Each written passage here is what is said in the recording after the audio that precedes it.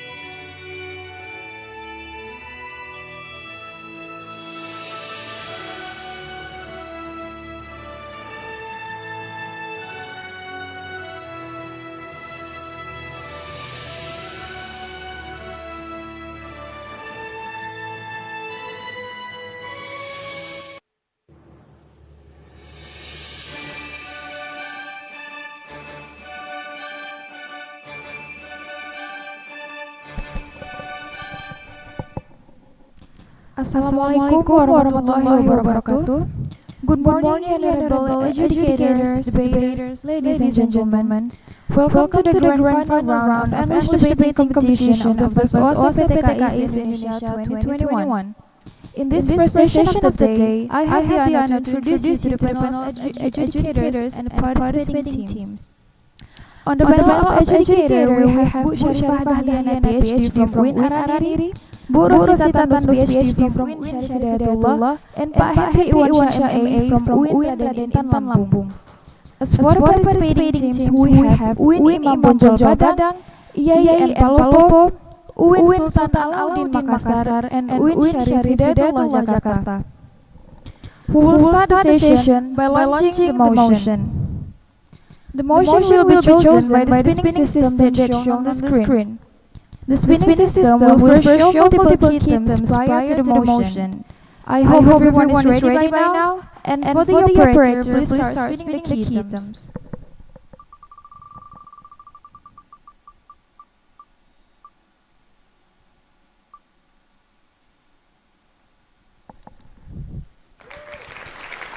Alright, so the chosen key terms of this session is COVID-19 pandemic. The chosen key terms of this session is COVID-19 pandemic. And for the motion would be: during COVID-19 pandemic, government should prioritize maintaining state economic stability rather than spending huge budget for public health. Now, we're also going to spin off the position for each team. First, let's see the position for UIN Imam Bonjol Padang.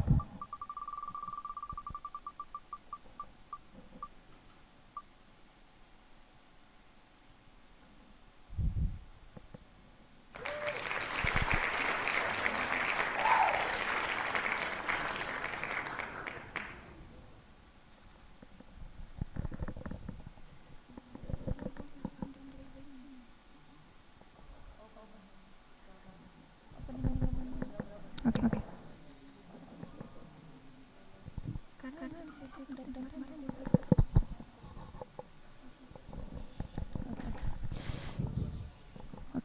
UIN Imam Bonjol Padang will act as closing opposition of the house.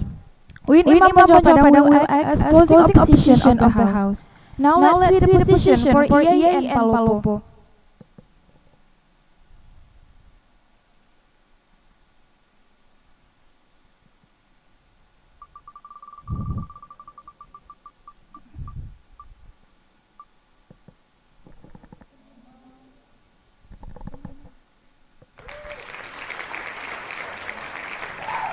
Okay, we'll restart this spinning the system because we have to choose the same positions before. Now we will start spinning the key terms. Position again. For the operator, please start spinning the key term. Please start spinning the position again.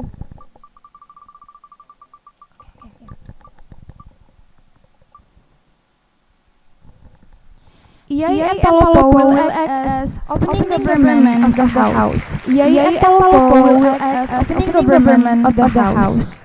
And for Uin Sultan Alauddin Makassar, the position would be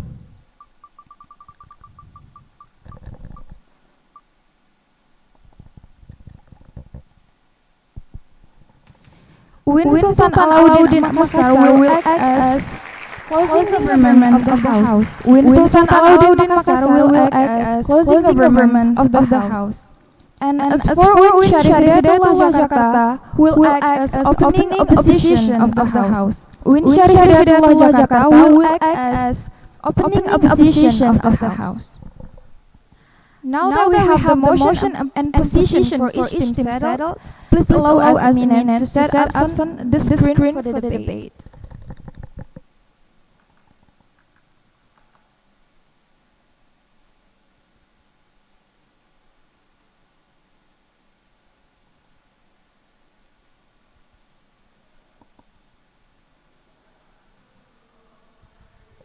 Hello, moderator. Can you repeat the motions once again? We will repeat the motion after the minute in the screen. Please wait for us to set up the screen first. Thank you. Okay.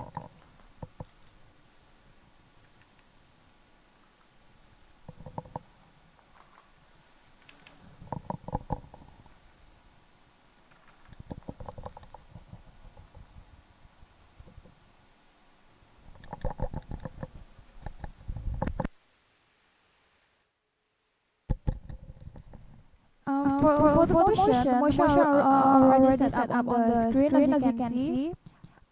Under the sentence debat bahasa Inggris, that are the motions for today. That is the motion for today.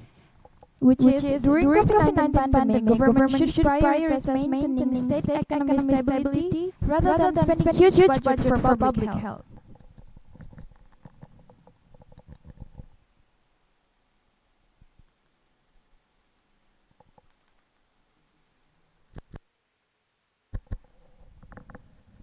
All set? Here comes the time for case building. You have 15 minutes for the case building. We provide the timer on the corner of the screen as you can see to keep up with the time. Please also keep in mind that you are being supervised during the case building. You may only discuss with your partner. No electronic devices is allowed during the discussion. And please keep being on cam.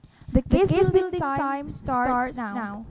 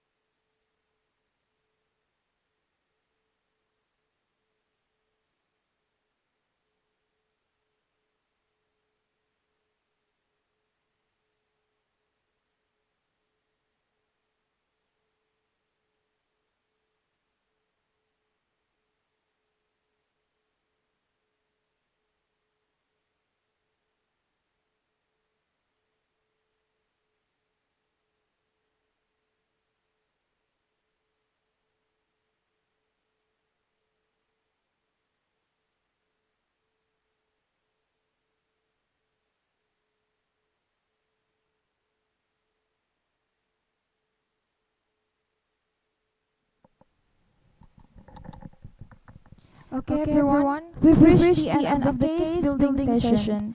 Before we start the debate, I will explain the regulations. Each speaker has 7 minutes at max to deliver their arguments and rebuttals. At 1 minute, the POI can be delivered. After 6 minutes, the POI time is over. At 7 minutes, if the speaker hasn't stopped speaking, the moderator has the full right to interrupt speech. Without further ado, to open the case from the government team, please welcome the Prime Minister from EI and Palopo. Time and place is yours.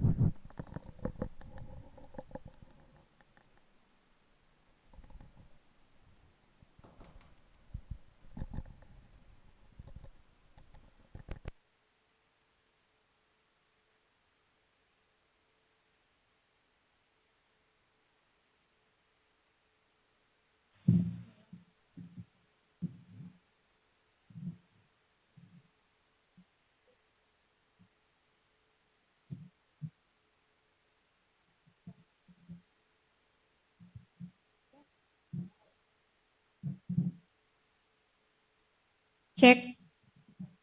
Am I audible? Yes. Check, am I audible? Am I audible? Yes, you're audible. Okay, thank you.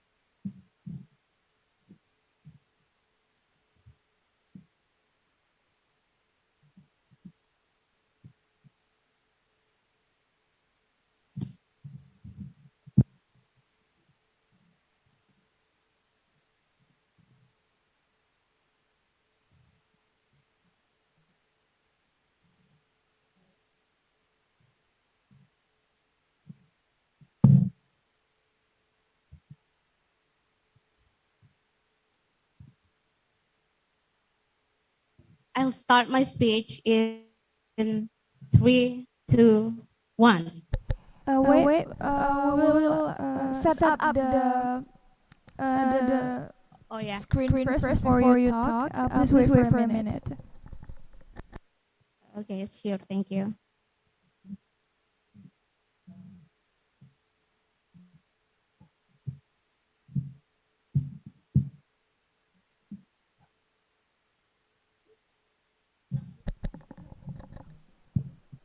You can start talking. Start from now on. Start. Moderator, may I start? You may start now.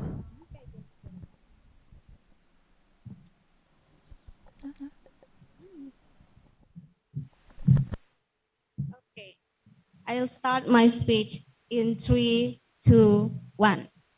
Honorable adjudicators, ladies and gentlemen of the House, I'm the first speaker. I'm Nur Inayulan dan Putri as the first speaker from the opening government.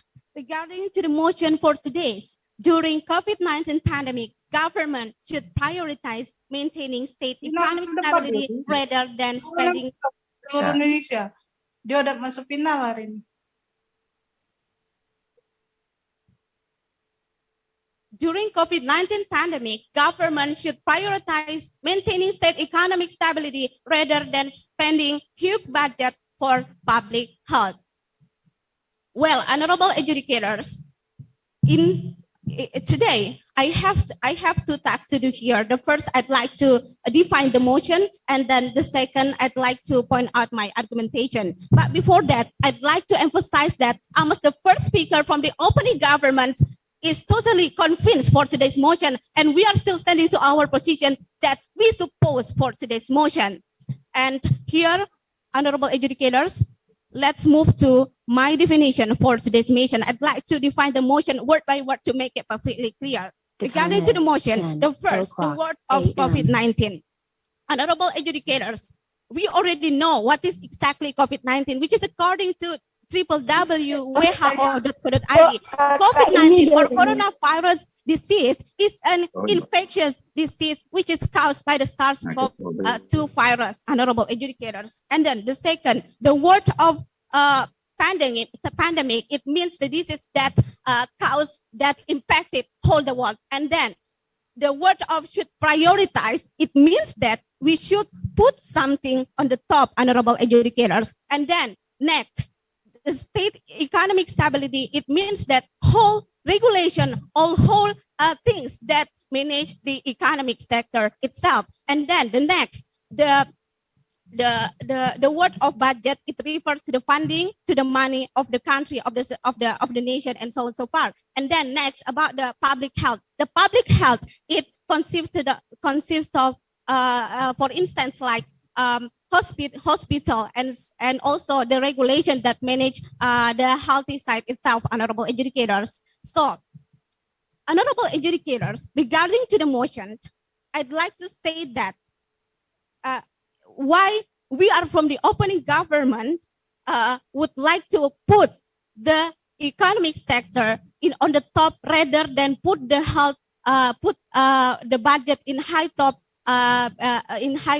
itself, then the economic stability, because we already know that the economic sector is the most crucial things in this pandemic that faced by all of the nations.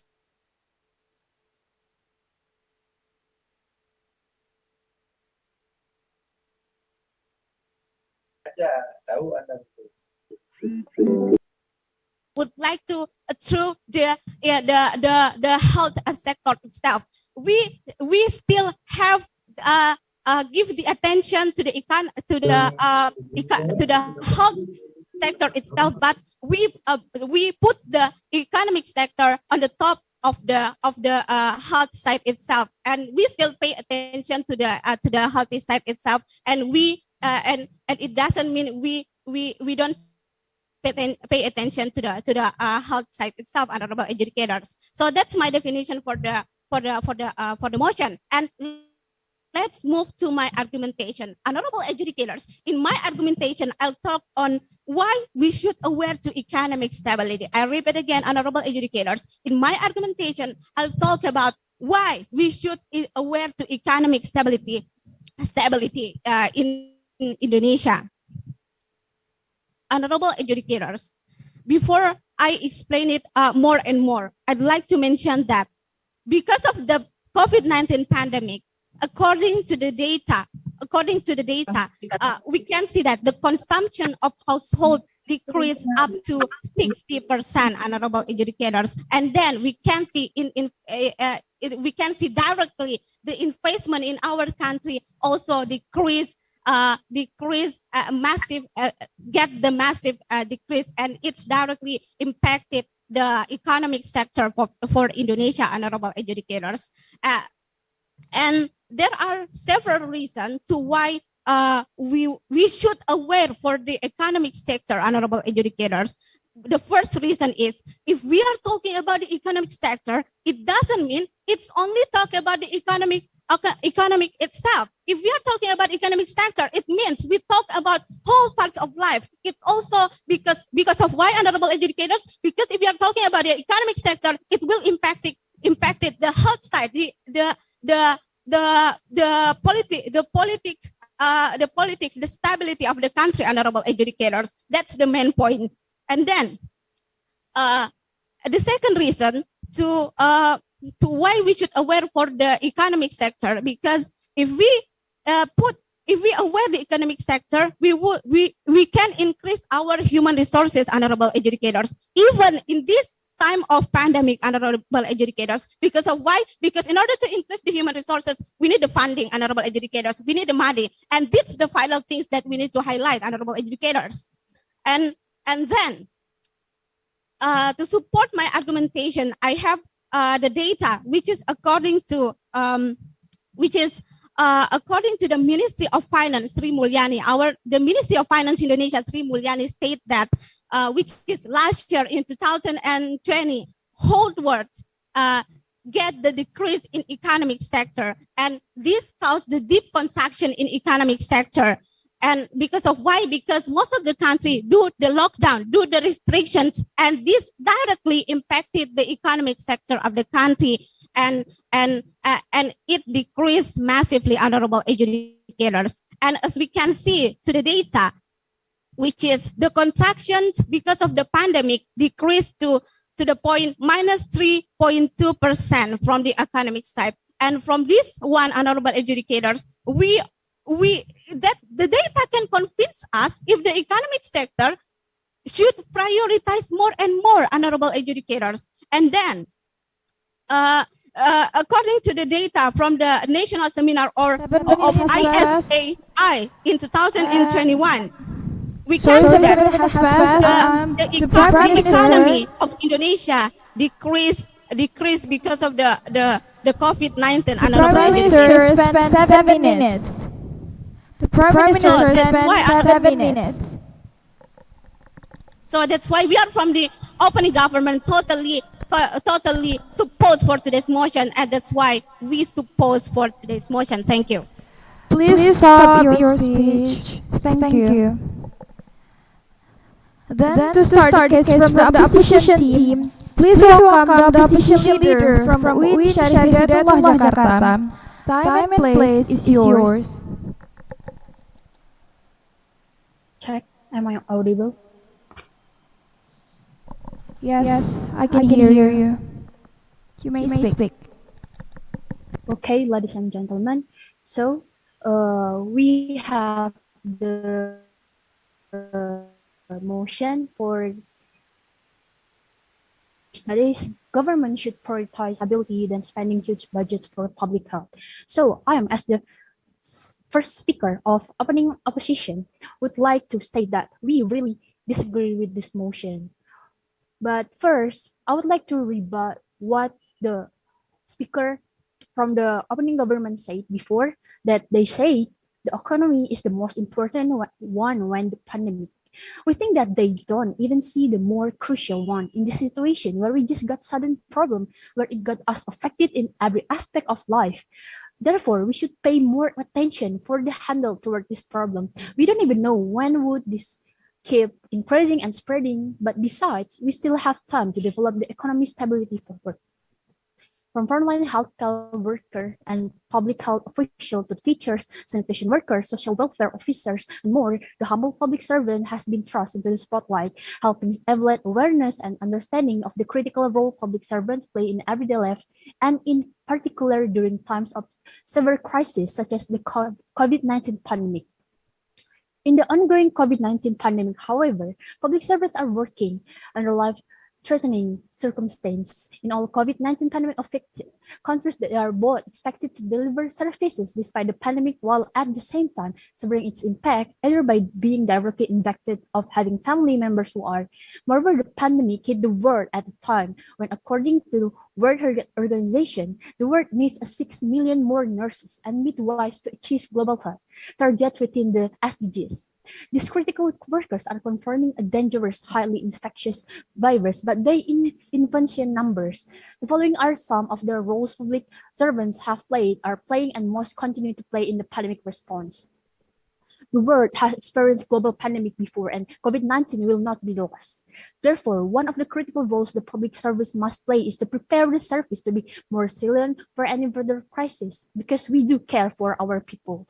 And that public servants must turn the challenge posed by the COVID-19 pandemic into an opportunity for devising strategies to strengthening the resilience, effectiveness, and responsiveness of the public service and the service they deliver, so as to be better prepared in the future. It should be every government strategy to have in place institutional arrangements, policy systems, infrastructure plans, including contingency plans and resources to foresee, identify, and quickly respond to pandemics and other crises. One of the most needed and life-saving services during the pandemic has been accurate and reliable information about the virus, including on its spread, prevention of condition of symptoms, and importantly, on debunking myths and misinformation about it. And also, we from the opposition team would like to emphasize the main goal of the government is to protect their people. We can think about what's the point of care too much about the economic stability but ignore the urgency of people well-being. In the early day of its first lack of or inadequate knowledge and awareness about the virus help it to penetrate communities before government authorities, and then to and public servants in the health sector, including frontline doctors and nurses, and then etc., were some of the first to recommend this new infection, leading to the word out that a new and highly contagious virus was gaining around. As information about the virus started filtering through, public health officials, the news media, and research institutions started giving information to both the public and authorities, which progressively proved vital in the fight against the spread of the virus. So that's why, as we see the urgency of the well-being of people, so that's why we should care about them by provide the proper public services for the healthiness. Yeah, ma'am. No, thanks. Governments just need to pay attention to developing the capacities of the public service and public servants, be it in their numbers, their competence, values, the productive gear they need, the incentives for their productivity, tools and facilities, as well as the technology they require to effectively do the. No thanks. Government must invest in having very well functioning public services and effective public servants. Institutionalize early warning, emergency planning, preparedness, and quick response in the. No thanks. Government must put in place and operate effectively permanent public sector, well-coordinated institutional framework that can support public service to be anticipatory and prepare to look out for signs of crisis such as pandemics and find solution quickly and respond appropriately in time to avoid severe impact. No thanks. Network, collaborate, share, and learn from successful practices and mistakes to build better and more effective public service for future pandemic and crisis. Public servants must be facilitated to network, collaborate, and share to interest that stands better chance for improvement in finding quick solution, not only to pandemics and crisis, but in the work of their people in general. And also, we should pay attention for the sustained development of responsive, accountable, and people-focused. In COVID-19 pandemic has shown that during uncertain and fluid times, resolved, people-focused, calm, credible, trusted leadership is required. The development of this kind of public service must be sustained. And also, we would like to state that it doesn't mean that by providing and give more budget for the urgency of the pandemic COVID-19 and pay attention to the healthy of people, doesn't mean that we don't also pay attention to economic, but we must see the urgency of it, because there at the end we know that if we have. You may stop speaking. 7 minutes has passed. The opposition leader spent 7 minutes. The opposition leader spent 7 minutes. To continue our debate today, I would like to call the Deputy Prime Minister from EAE and Palobo. Time and place is yours.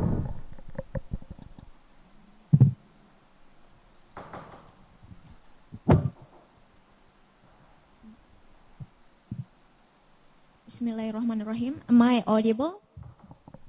Yes, you are audible. All right, thank you.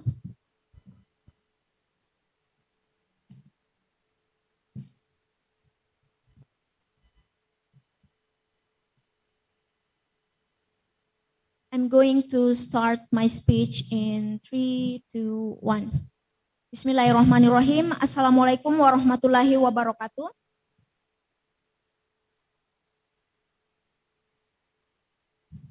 Our motion today is government should prioritize maintaining state economy stability rather than spending huge budget for public health. But before that, I would like to rebut the statement from the first speaker of the opposition team she mentioned before that she stated that economic side is not a crucial thing.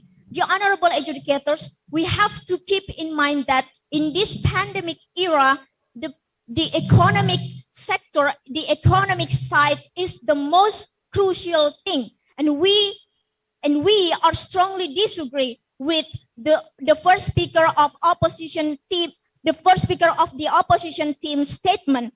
The honorable educators, according to cominfo.go.id, the Indonesian economy has been having a massive fall down during COVID-19. In 2020, economic growth is in massive fall and at the negative level by 2.7%. This is the worst since the monetary and economic crisis of 1998. Imagine, the honorable educators, this is the worst case of economic massive fall down since 1998.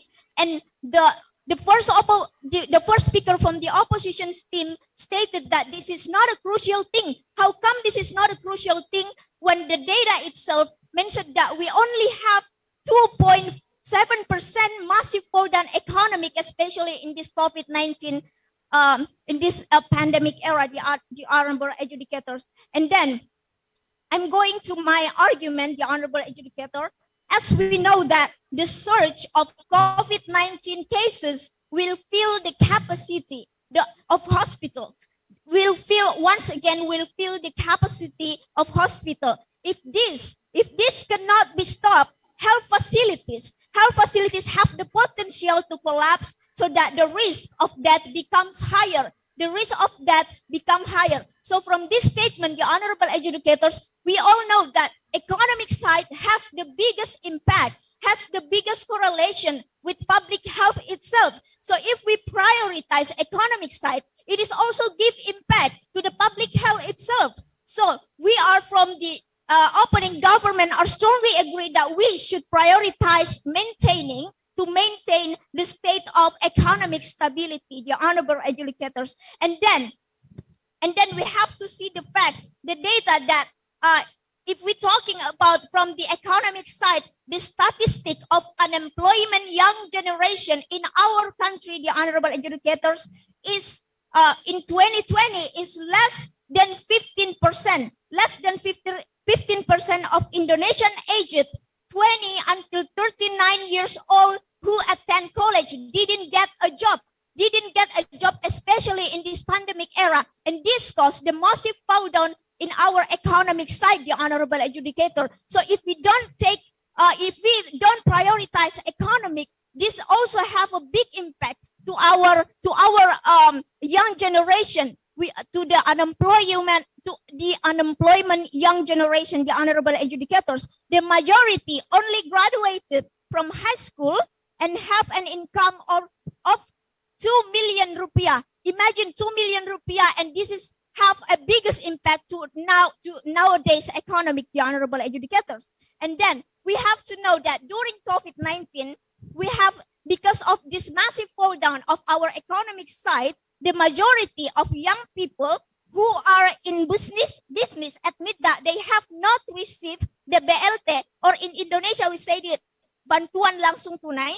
They don't, and only 80% of these people who don't get BLT from the government is end up asking for help from family and friends. And this is how important the economic side, the honorable educators, to build our young generation and to rebuild our public health, because economic has the correlation to this all, to public health and also to our young generation, the honorable educators. And then our president, the vice president of Indonesia, Ma'ruf Amin, according to cominfo.go.id, he stated that maintaining state economic stability means we put and place public safety and security as a top priority. Once again, the honorable educator, our vice president itself, our vice president, Ma'ruf Amin, stated that maintaining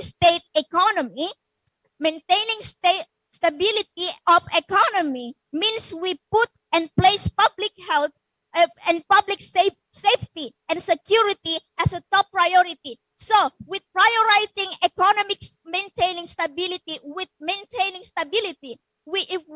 if we prioritize them, it means that we care. We care a lot about the public health and also our young generation, and also from the economic side, and then from the bantuan, and then the help during bantuan langsung tunai BLT. We also give this to the people that apparently 80% of them didn't get this, the honorable adjudicators. And then we have to keep in mind that we are from the opening government are strongly agree with today's motion that we should prioritize maintaining state economy stability, because if we prioritize this, it means that we care about the public health too, because the public health and economic side has the biggest correlation and has the impact with each other, the honorable adjudicators. Thank you.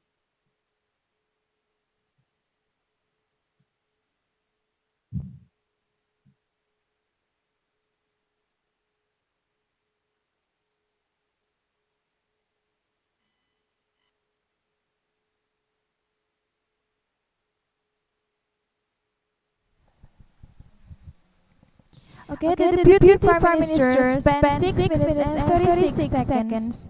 Thank you for the opening government. Ladies and gentlemen and the honorable educators, this is the Deputy Leader of Opposition from UIN Syariatullah Jakarta. Time and place is yours. Hello, check. Am I audible? Yes, you are audible. Okay, I will start my speech in 3, 2, 1. Good day, ladies and gentlemen, and honorable adjudicator. Today we have a debate under the motions government should maintaining state economy stability rather than spending huge budget for the public health. And I am standing here as the second speaker from the opening opposition team. Will show you why we are taking care for the budget of the public health is actually will help the sustainability of the economy even better. But before that, ladies and gentlemen, I would like to rebut what the speaker for the government team have stated before and shows you which part that they are missed and not fully understands about this motion. So first, they are classified that pandemic means that we should prioritize things, and they say that the thing that we should prioritize is about economy, because economy is the most essential part of the pandemic and economy impact every aspect of life, they say. And also, they say that the unemployment rate is increasing among young people in this pandemic era. And the only thing to support their argument related about all of that argument is the data that they show us about this situation of the economic and also the unemployment rate. But ladies and gentlemen, there's one thing that we notice here, that they do not do a full research, that those data come up to the surface is because the lack of the health of the people. The society itself is the main key, is the main role of a nations. They are the one who running all of this economy. Is not just the government. That is the one thing that they need to understand. So they ignorantly deny that the public services is very important and we should need to prioritize it, because they think based on that data about the unemployment rate increasing and also about the economic rate is decreasing is purely because we do not take care of the economic. But ladies and gentlemen, turns out it's actually because the health of the people itself, like how come they can be productive if they are not in the good conditions? No, thank you. Well, ladies and gentlemen, we can say that the whole arguments of the opening government team is actually have been down because the data itself actually rising because of the health conditions of the people itself, and also the lack of the handling situations of the public health. Now, jump to my arguments that we acknowledge that the main goal of the government is to protect their people. COVID-19 outbreak in Indonesia happened in March, and it is rapidly attacked all of the people. And we got the highest rate of COVID-19 is about 100,000 people get infected on a daily basis. And this is the thing that we should acknowledge, that pandemic. Yes, okay. You mentioned before that society has a big impact in this, that we need to pay attention. Then how come that we don't prioritize the economic side of the society itself, when Okay. we know the economic Okay. comes from the society itself? Thank you. Yeah, okay, thank you. So I think that there's point that you missed to listen for my arguments, that the reasons itself behind the fall of the economy is because of the public health. This pandemic is a outbreak, is a sudden condition that we cannot expect, that people get affected, their life is got affected, their life is threatened by the virus. They cannot be protective, they cannot be productive, they cannot even think what they're gonna do in the next day of their life, because this whole pandemic thing is really devastating to whole of the society. And this is the whole key that we need to understand about the pandemic, that the pandemic is a temporary thing, that a pandemic is a sudden thing, is a huge devastations that we need to taking care of, that we need to pay attention for it. By maintaining the public service and also spend budget on the healthcare, we do believe that it's actually will helping people to gain back their health, to gain back their productive life, so they can contribute to the economy of the nation itself. So we can create a more sustainability economy after this pandemic. If we are looking to the point of view from the government team, where they prioritize the economy since the beginning of the pandemic, well, we can say that it only causes more harm than goods, because at the end of the day, the public health care itself poor because the lack of the fundings, because the lack of the budget. Here are the things that they miss the point, that we spend the existing budget more to the public health service. And they say that they have an argument, say that we need funding for healthcare, for human resource. Yeah, because of that, the motion itself stated that we spending huge budget for public healthcare because we are spending the existing budget for the public healthcare. And also, ladies and gentlemen, like what I mentioned before, by prioritizing the economy in the first place is actually gonna bring more negative aspect, not just to our people health, but no, thank you, but also in the economy. At the end of the day, there's no productivity happening, and there's no economy activity happening, because people are trying, no thank you, people are trying to maintaining their health rather than think to what clothes they're gonna buy in the next day, rather than what kind of stuff they're gonna buy in the next day. So that is the key point that we need to understand, ladies and gentlemen. And also, ladies and gentlemen, if we are not put the public services in the first place, people will live in the fear. Society will live in the fear because the government do not have enough protections for their people, ladies and gentlemen. As we know that the main goal of the country, of a nation, of the government is to serve their people, not just to think about the well-being of the nation itself. But the key is about the society itself, that we need to fix what inside of us, then we can optimize the economy, because the economy anyway will grow in a certain amount of time. That we need to understand that pandemic is a sudden time, that we need a quick response related to that. And the pandemic is all about the healthcare. The pandemic is about the virus, not about the economic thing. Economic did not attack our health, but it's all about the virus. So when the government team says that a pandemic is actually about the fall of the economy, that we need to understand what we are talking right now is about the COVID-19 pandemic, the virus itself that attacked our health and impacted the economy. That we do believe that by prioritizing the public health is actually going to build a sustainability economy in the future. Thank you so much. Stop talking. Okay. The deputy leader of opposition spent 7 minutes.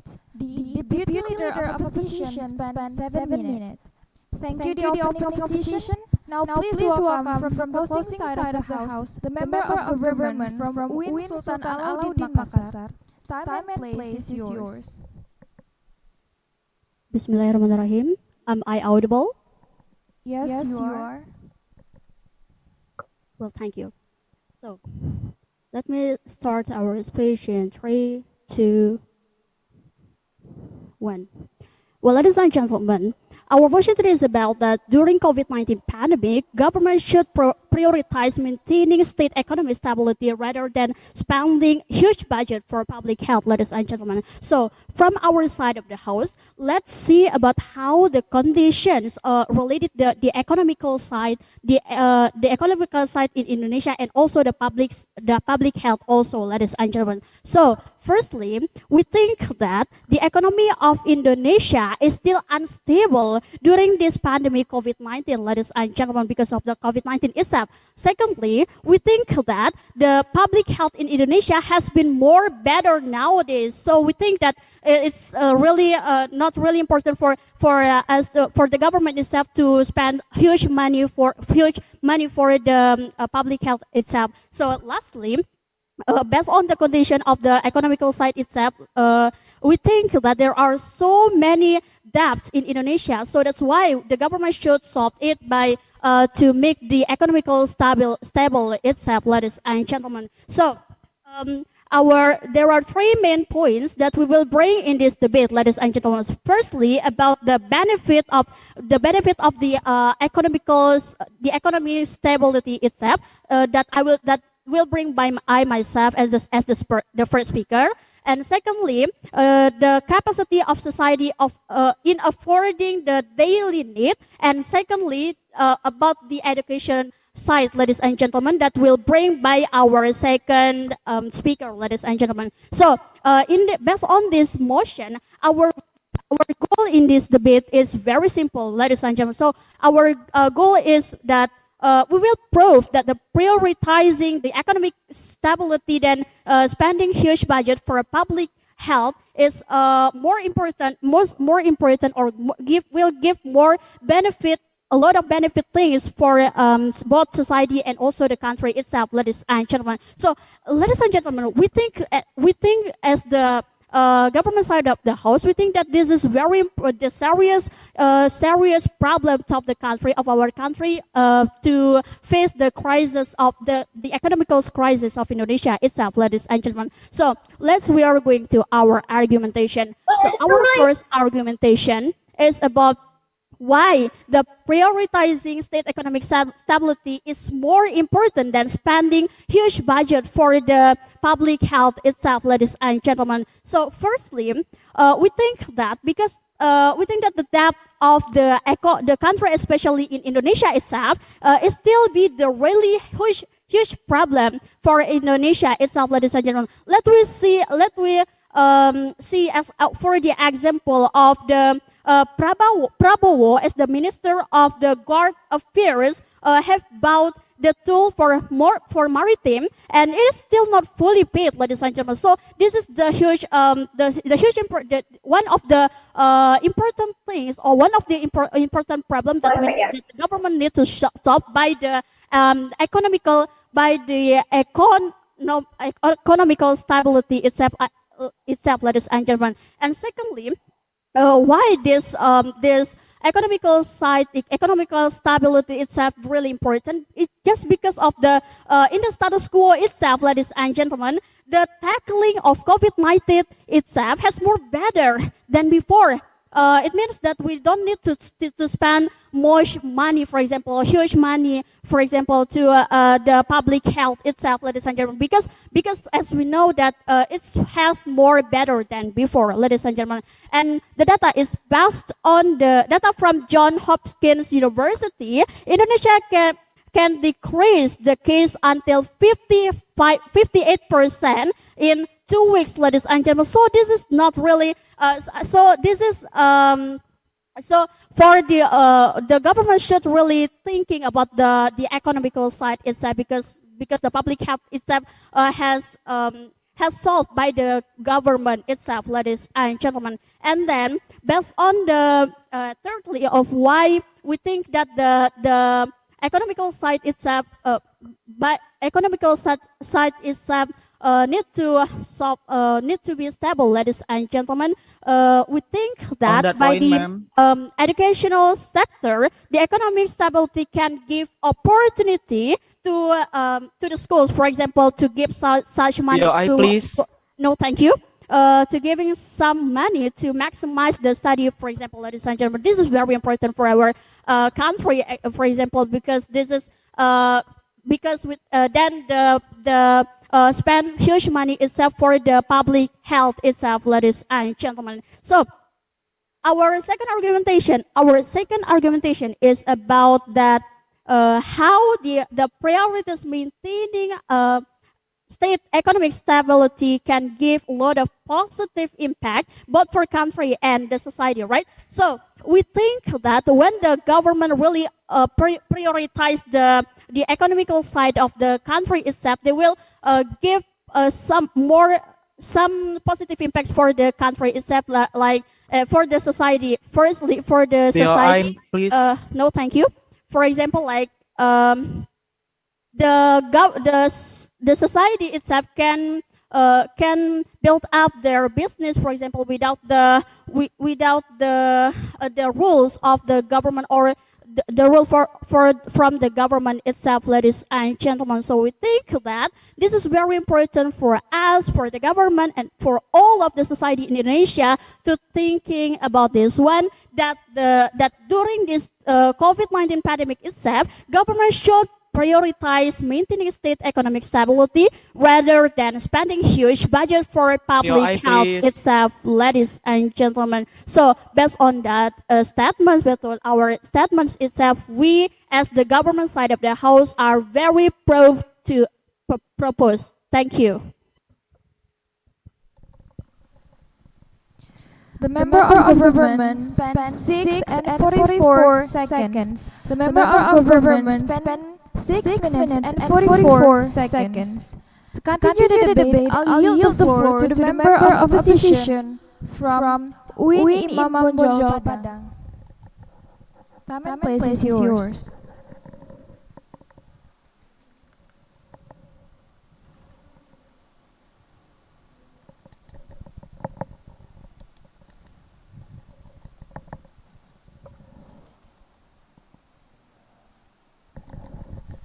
You are not audible.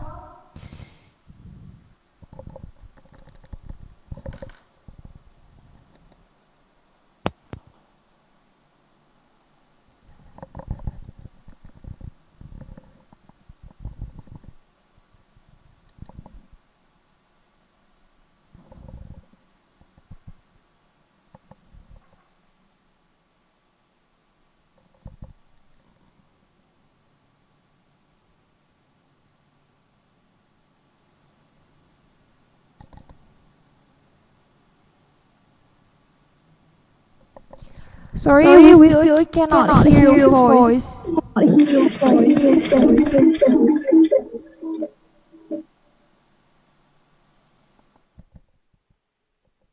Am I audible? Yes, you are not audible to us.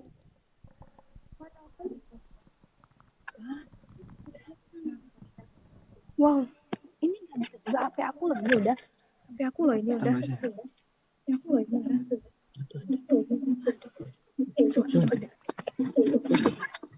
Moderator, am I audible now? Yes, you are audible now. Okay, thank you very much. Assalamualaikum warahmatullahi wabarakatuh. Shiva Karenisa as the first speaker of the closing opposition side. That first, we would like to rebut from the government side said that they want, based on their assumption, they want to empower the human resource by saying or showing us the data. They said our economic sector is not well enough because of pandemic. In fact, this country has higher rate of pandemic. If we are talking about the COVID-19, of course, we are talking or relating into the people's life. And they said, based on the Cominfo and other platforms, the economic of Indonesia is fall down in the COVID-19. Of course, not only Indonesia, ladies and gentlemen, but also all countries in the world we got impacted from the pandemic of COVID-19. And also the government said that the rate of COVID-19 is lower or less number than before because of because of Indonesia has the lower rate of the COVID-19. Of course, directly you are confirming to us, you are totally confirmed that the government has spent their budget on the public health. That's why we have a lower rate of the COVID-19. And I'm sure that all of us, and including the honorable judges and all of the great debaters in this chamber, will got the vaccinated, right? Because of this pandemic. That's the one of the responsibility from the government, which is the government really care on the public health. That's why the government spend their budget on the public health by providing the vaccine from the public. As we know that Indonesia has a high level of the COVID-19, which is the government should be focused on spending the budget on the public health. Why? Because the people don't, if they don't get the facility or they don't get the health facility from the government, like vaccine, mask, or the people won't get the good immune or high herd of immune in the future. So how we stating that we should spend our budget on the economic sector or economic stability rather than spending budget for the public health.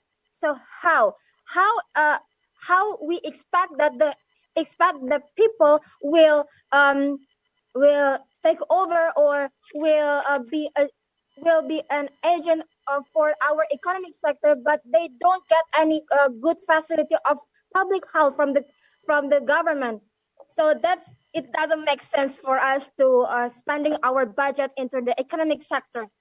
I mean, from the economic stability. And so by spending the budget on the public health, the people will be healthy, get herd immunity, and then will be fit body, and the COVID-19 will and Indonesia will reach the goal of our country, which is the trend to list of the COVID-19 impacted for people in Indonesia. Because the people, if they don't get any facilities, or we can say they don't get any good public health, any good facilities of public health, so how the people still so how the people will be so how the people will do anything, especially in earning money, because we are prioritizing the budget on the economic stability rather than spending for the public health, because we know that if the people don't get any good they don't get they don't get totally, but they will get less of the public health. They will still live in worrying about their health. So what for we have a good economic sector, but we don't have good public health for the community? POI, ma'am. So no thanks.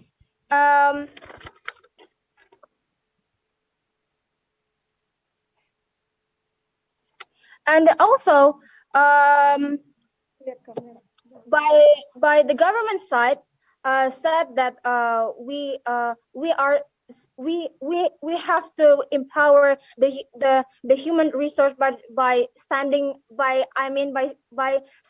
the budget on the economic sector. So how do you think that if the people still get any ability, or they still can work from house, they can they still can get work from the home? I mean, we know that in the current time, POI, ma'am. Or no thanks, we are shifting all the sectors into the online platform. Of course, we are still empowered, we are still have a good ability to do anything. So there is no worrying, or there is no barrier or the burden from the economic. I mean, this is the pandemic, or this COVID is attack our body, or this attack our health. So our health is most important than the economic sectors, I mean.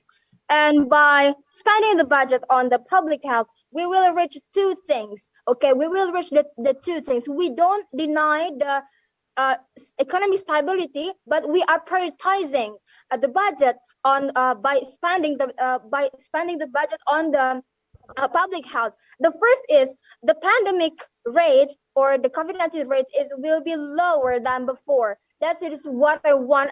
That is what we want of our country, right? And after we are reached, the pandemic will be lower rate in our country. Of course, our body will be fit, will be good, and we will have immune. You may stop speaking. Yeah, and then of course we will get the The economy. member of opposition spent 7 minutes. The member of opposition spent 7 Very minutes. much. To close the case from the government side of the House, will invite the government whip from UIN Sultan Alauddin Makassar. Time and place is yours. Well, Assalamualaikum warahmatullahi wabarakatuh. Thank you for the opportunity that has given to me. So I'm An Mujisat as the second speaker. Would like to continue the argument from our previous speaker. So our motion today about government should prioritize to maintain the economic state stability rather than to spending huge budget for public health. So as the closing government, I would like to sum up our argument into 3 main points, but before it, I would like to rebut the opinion from the opposition team. So the first is the opposition team is totally miss our opinion. They think that they said that we have stated before, economic is unstable just because of the COVID-19. Just because, yeah, we know that in the previous year, Indonesia is also unstable in economic, but it more become unstable since this COVID-19 spread in our country. And the second, the opposition team said about gain health. But how can you gain the health if your economy is not stable? You don't have any budget to pay for the public health, because not all of the public health are free for the society. Maybe the people will die not because of the COVID-19, but they die because they cannot afford food. So let's come to our first argument about the capacity of our society in affording the daily needs. So in Indonesia, we can see that the majority of our society is not all coming from the high class, but the majority from the status quo. We can see that it shows us that majority coming from the middle class. No thanks, from the middle class, even the lower class. So in this case, we already know that during this pandemic started in 2020, a lot of people become difficult to gain their daily need. If they have been very difficult to find their daily need, how come they afford for public health? As we know together that not all of the public health are free for the society. That's why the government must to prioritize the economic stability in our country. And then in this case, we can see that some people die because they cannot afford to pay the hospital bill when they are actually in the emergency condition. They come in a lower class, while in the some hospital we can see still there is a discrimination between the upper class and the lower class. Why we say there is a discrimination? Because we know together that if the lower class comes to the hospital, for example, to find any oxygen tube, but the hospital didn't give them, but those are from the upper class can afford for the oxygen tube because they have money. But in this emergency condition, it's not again about money, but how we save the life of our society. And then the second point, I would like to make a correlation in online learning. As we know together that today, since in 2020, every young generation, in this case, those are from the kindergarten to the high school, must get the best possible education which can only be obtained through online learning. But in online learning, we need handphone, we need internet quota. So if there is no economic stability, those are from the middle and the lower class, how can afford the handphone and internet quota to study in their home? So the next one, we know together that there are a lot of money that the government have spending for the public health, but we can't see any one problem appear from that. One problem appear from that because we know together that Juliari Batubara, as the former Minister of Social Affairs, sentenced 12 years in prison because of corruption of the budget for public health. The country is spending 5.9 trillion for the society, but Juliari Batubara, as the former Minister of Social Affairs in our country, I mean the important one that have to help another society in our country, but he himself make a corruption for about 14.5 billion in our country. So that's why from those three main points, we are as the closing government, POI please. We do agree with this motion that the government should prioritize the economic stability for our country rather than spending huge budget for public health. Thank you.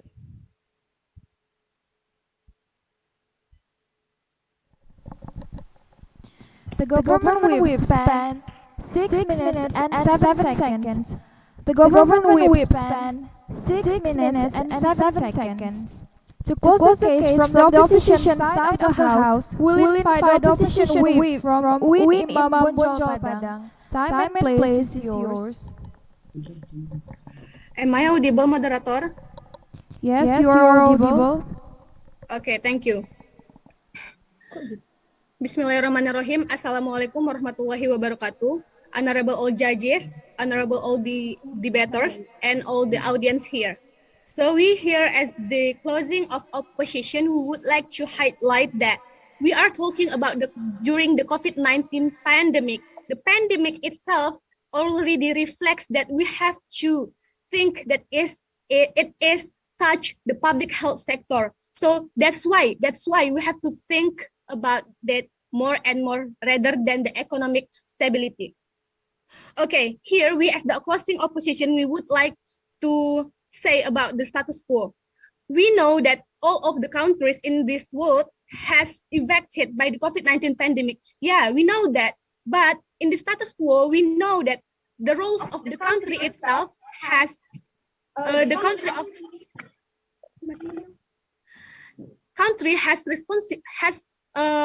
roles to responsible for the society, including the security of the public health itself. So in this pandemic, we need more facilities for the hospital. We need more public health staff for handle the COVID-19 cases and something like that. So we here under our scenario, we really support for the country that prioritize the public health, such as give kind of scenario of lockdown and quarantine. Because of why? Because the lockdown and quarantine make the society make the mobility of the society will be decreased, and they will stay at home, and it will we hope that it will be decreased the number of COVID-19 itself.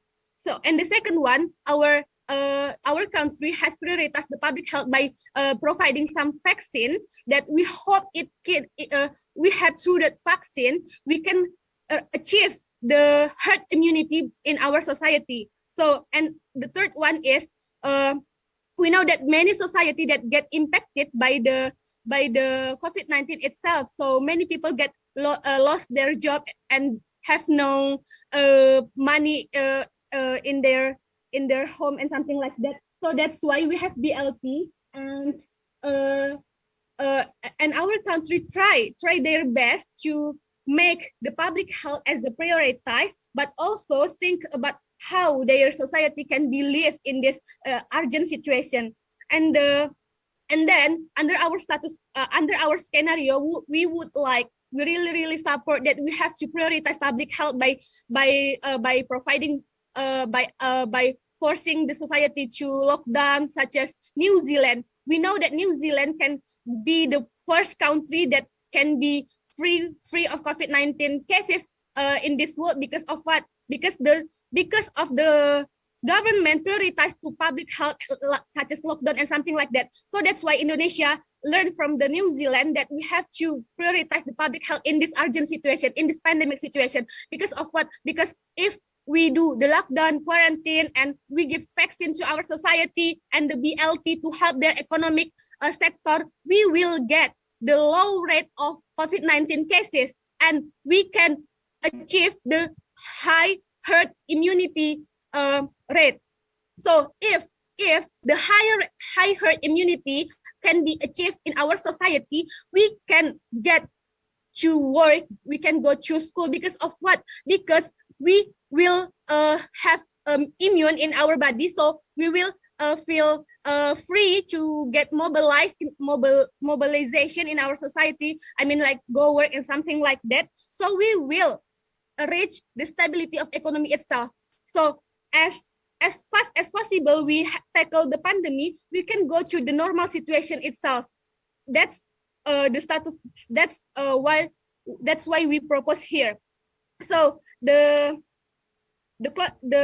opening government said that by prioritizing the economic stability, we need funding for support the human resources. But we can see in the pandemic situation, many public figures such as Maudy Ayunda and Nadima Karim Najwa Shihab that do webinars or seminars online for those who are work from home for students and university students, so that they can teach, so that they can learn skill or anything to be normal and to be sane in their home, and they cannot be, I mean, like there's no limitation for you guys to empower the human resources, because the society itself help each other in the pandemic situation to make this country be better. Even though we are in the pandemic, we can beat the pandemic itself by together, like doing some webinars and something like that. And the second one is the closing government said that yeah, we have low rate COVID-19 right now. So that's why you confirm to us guys that Indonesia did their work best. Because of what? Indonesia prioritized the public health itself when the like last year situation, we get vaccine, we get lockdown, we get quarantine, and BLT for those who need it. Yeah, closing government convinced that since Indonesia prioritized the public health, then we can get the low rate of case COVID-19. And the second one, talking about the role of government, we have think about the government has responsibility to think about the society. So what for if we can get the stability of economy, but we get many bodies in the hospital because they die, they get fall down because they get infected of COVID-19. I think what's the role of the country if their citizen get like thousands in hospital, many staffs of public health get also die because of what? Because we want to reach the stability of economy. So that's why we have to take the public health as the priority, as the first one. So also closing government said about upper class and middle class, and upper class can get the facilities in the first place. But we are going to say that public health in Indonesia provided many public hospital to the COVID-19 victims in like 7 minutes has passed. You may stop speaking. The Okay. opposition whip spent 7 minutes. The opposition whip spent 7 minutes. That's the end of our debate today. The grand final round uses a ranking system, whereas the winner will not be directly announced by the end of the session.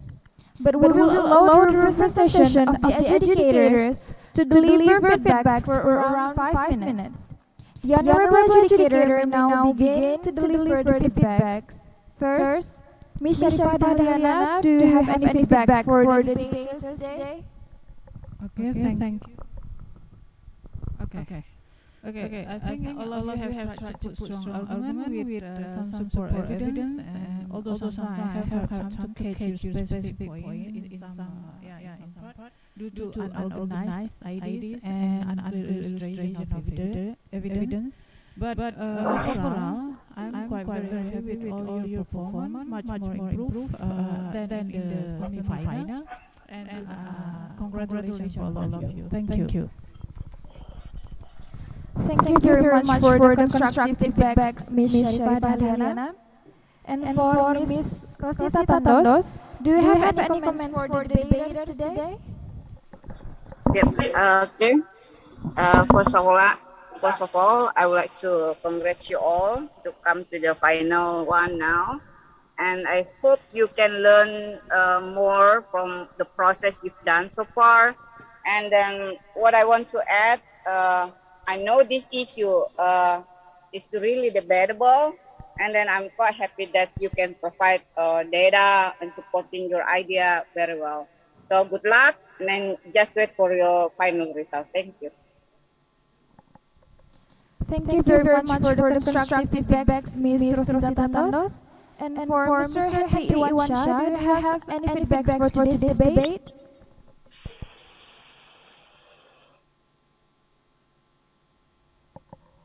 Okay. Thank you, Ms. Moderator.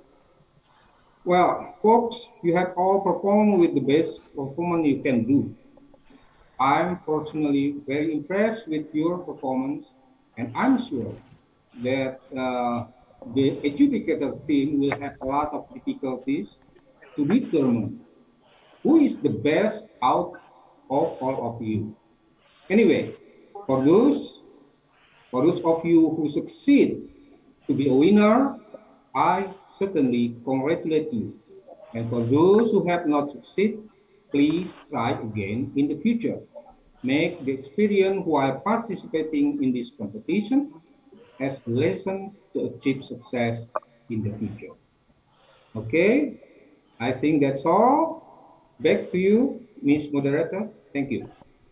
Okay, thank you very much for the constructive feedbacks, Mr. Henry Iwansha.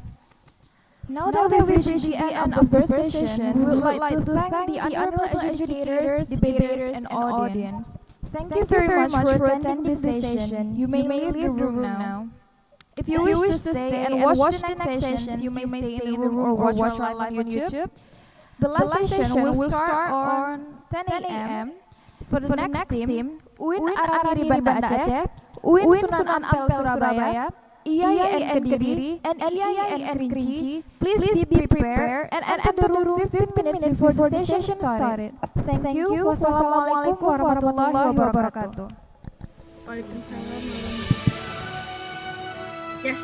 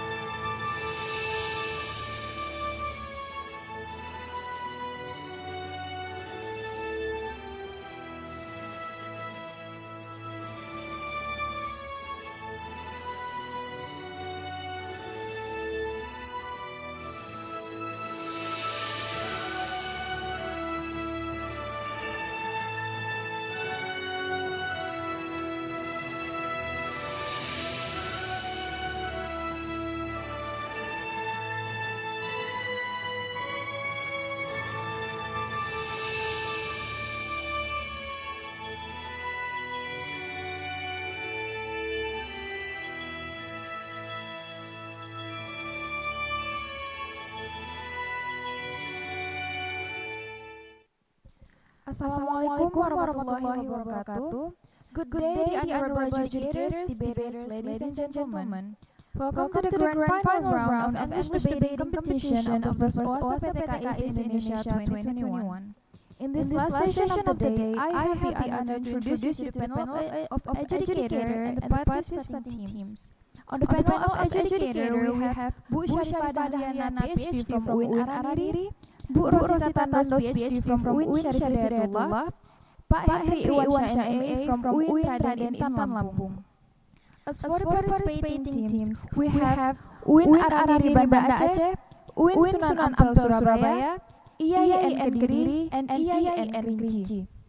We will start the session by launching the motion. The motion will be chosen by the spinning system that's shown on the screen. The spinning system will first show multiple key terms prior to the motion. I hope everyone is ready by now, and for the operator, please start spinning the key terms.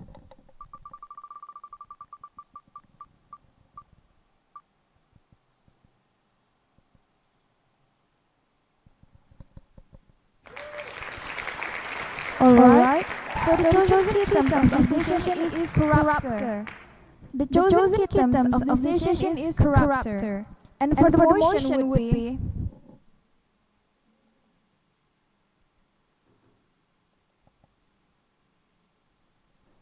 government should impose death penalty on mega corrupter. The motion for this session is government should impose death penalty on mega corrupter. Now, we're also going to spin up the position for each team. First, let's see the position for UIN AR-RANIRY Banda Aceh.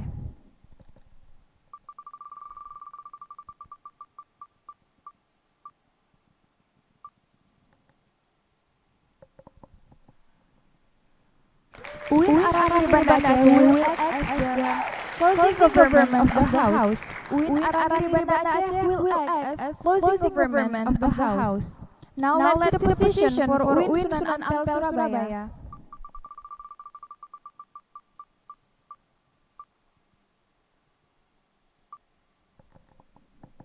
UIN Sunan Ampel Surabaya will act as opening government of the House.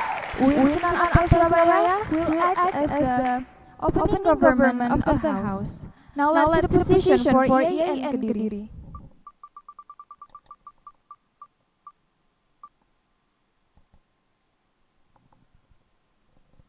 IAI and Kediri will act as the opening position of the House. IAI and Kediri will act as the opening position of the House. And for IAI and Kerinci will act as the closing position of the House. IAI and Kerinci will act as the closing position of the House.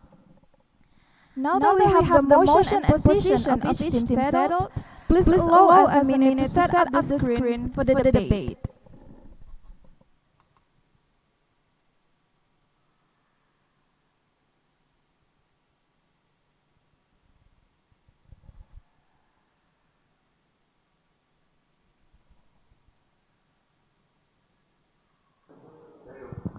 Excuse me.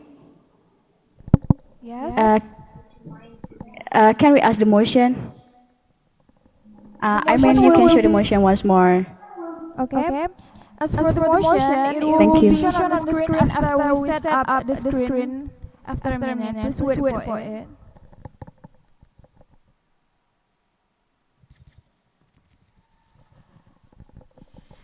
Okay, for the motion would be government should impose death penalty on mega corrupter. Government should impose death penalty on mega corrupter. All set? Here comes the time for case building. You have 15 minutes for the case building. We provide the timer on the corner of the screen as you can see to keep up with the time. Please also keep in mind that you are being supervised during the case building. You may only discuss with your partner. No electronic devices is allowed during the discussion. And please keep being on cam. The case building time starts now.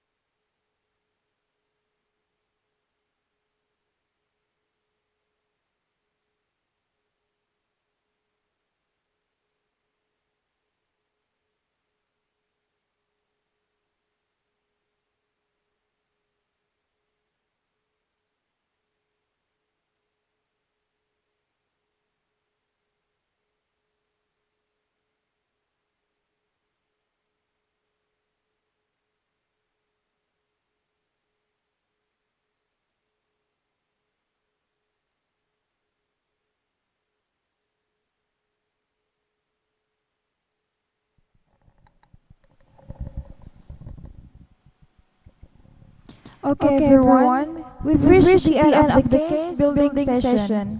Before we start the debate, I will explain the regulations. Each speaker has 7 minutes at maximum to deliver their arguments and rebuttals. At 1 minute, the POI can be delivered. After 6 minutes, the POI time is over. At 7 minutes, if the speaker has stopped speaking, the moderator has the full right to interrupt the speech. Without further ado, to open the case from the government team, please welcome the Prime Minister from UIN Sunan Ampel Surabaya. Time and place is yours. Tes, am I audible? Yes, you are audible. Okay, thank you. Assalamualaikum warahmatullahi wabarakatuh. As a Prime Minister, before I start today's debate, let me introduce ourselves. I'm Cahyo and this is my comrade, Audrey. We are from UIN Sunan Ampel, Surabaya. So, under the opposition opening governments, regarding to the motions, government should impose death penalty on mega corruptors. Before I argue several arguments and ideas that I want to give later on, let me define what motions that we are going to talk about today's debates.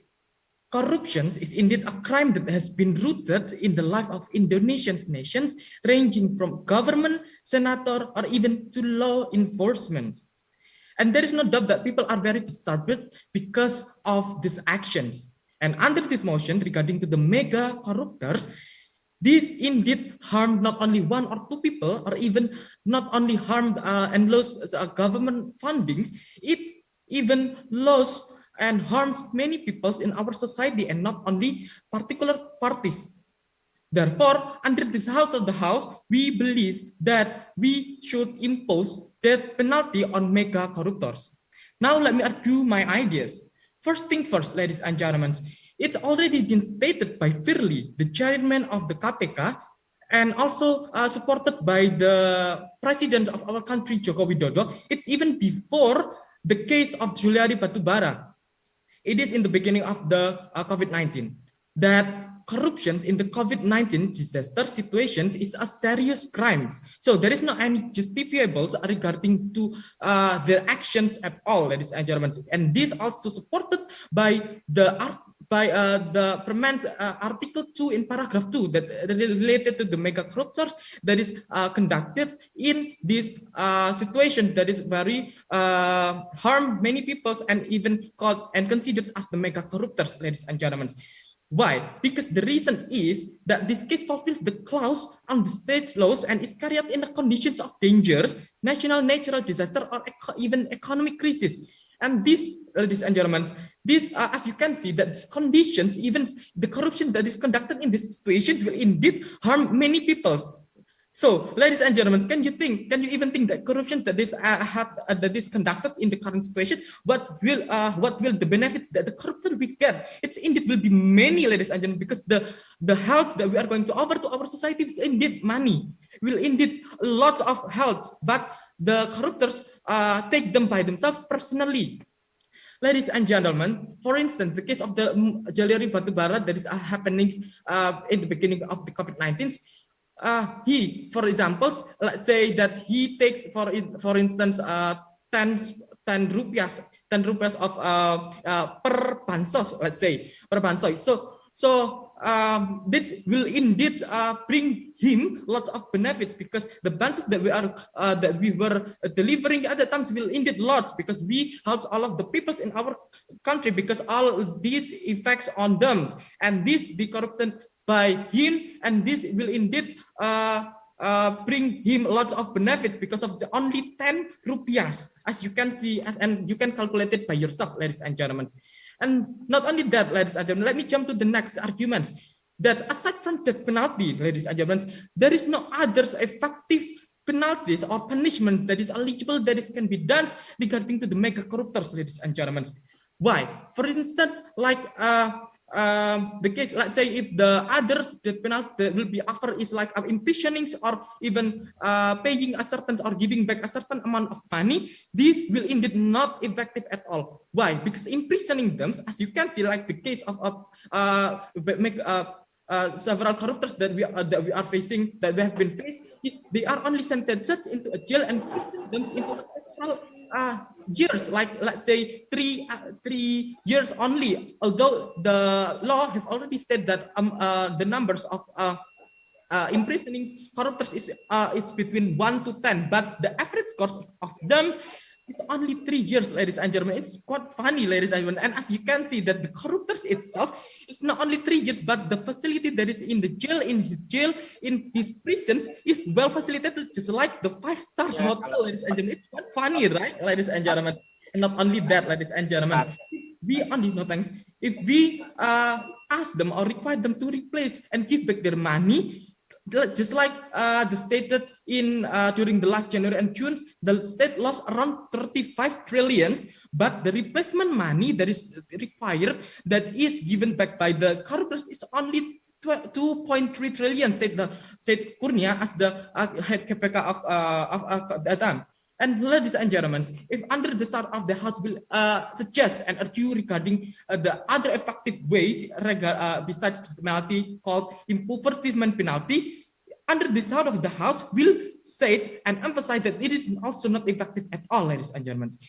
First, why this impoverishment penalty will not be effective? Because as stated by Adnan Buyung Nasution, senior advocate almarhum, this corruptor, if they only, if their assets, if their wealth will be taken away, all of them, it will just make them being poor, and this will add number of new poor in our country, and this will also the responsible of the government to help them to take care of them, and will also give us many drawback because of their new poor people, ladies and gentlemen. And not only that, ladies and gentlemen, it is stated by Professor Dr. Muladi as that if this impoverishment given, it will just take and the government will take all of the assets and wealth that the corruptors have, and this impoverishment will take all of the asset that is not basically not from the corruptors, not based from the actions of being corrupted. The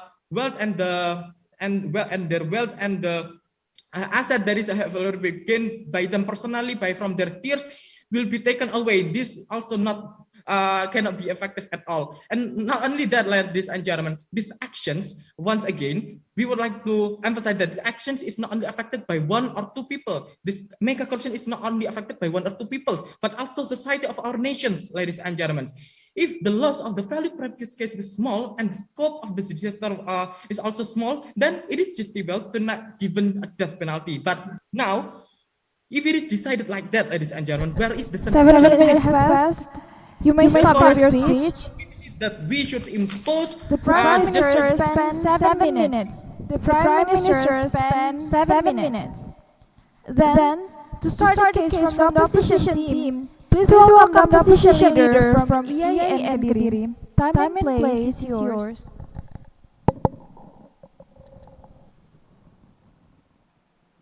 Am I audible? Yes, you are audible. Okay, so I'm going to start my speech in 3, 2, 1. I, as the leader of the opposition, would like to argue the argumentation represented by the government team. But before, I would like to give my rebuttal against the government team. The first one is they mention about the benefit, but the government team doesn't prove any benefit what it looks like, ladies and gentlemen. Instead of giving the benefit, here I would like to prove you some of the consequences related to this death penalty on the mega corruptor. Now let's point out to the mega corruptor first, ladies and gentlemen. Mega corruptor means that they are going to be a huge wealth corrupted.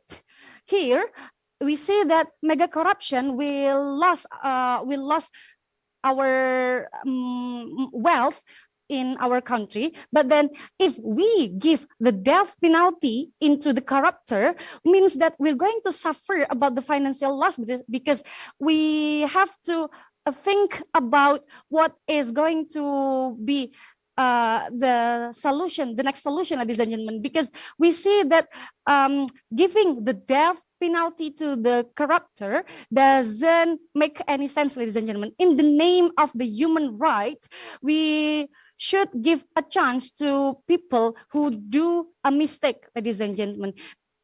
The first one, if we give the death penalty to the corruptor, ladies and gentlemen, to the mega corruptor, ladies and gentlemen, the first one, we not only lost about the people, but we're going to lose our financial, because why should we punish the people instead of we ask the responsibility, ladies and gentlemen? The point that we should ask the responsibility against of what he did to the corruption, ladies and gentlemen. And giving the death penalty is not literally a solution, ladies and gentlemen. And then the second argument, PI, please. no, thank you. The second PI, argument please. I would like to state is that if we lost the corruptor, means that we don't know who is going to take the responsibility. It doesn't make sense if we ask the responsibility into the family, or we ask the responsibility into another people, ladies and gentlemen. We should ask the responsibility into the people who does the corruption, ladies and gentlemen.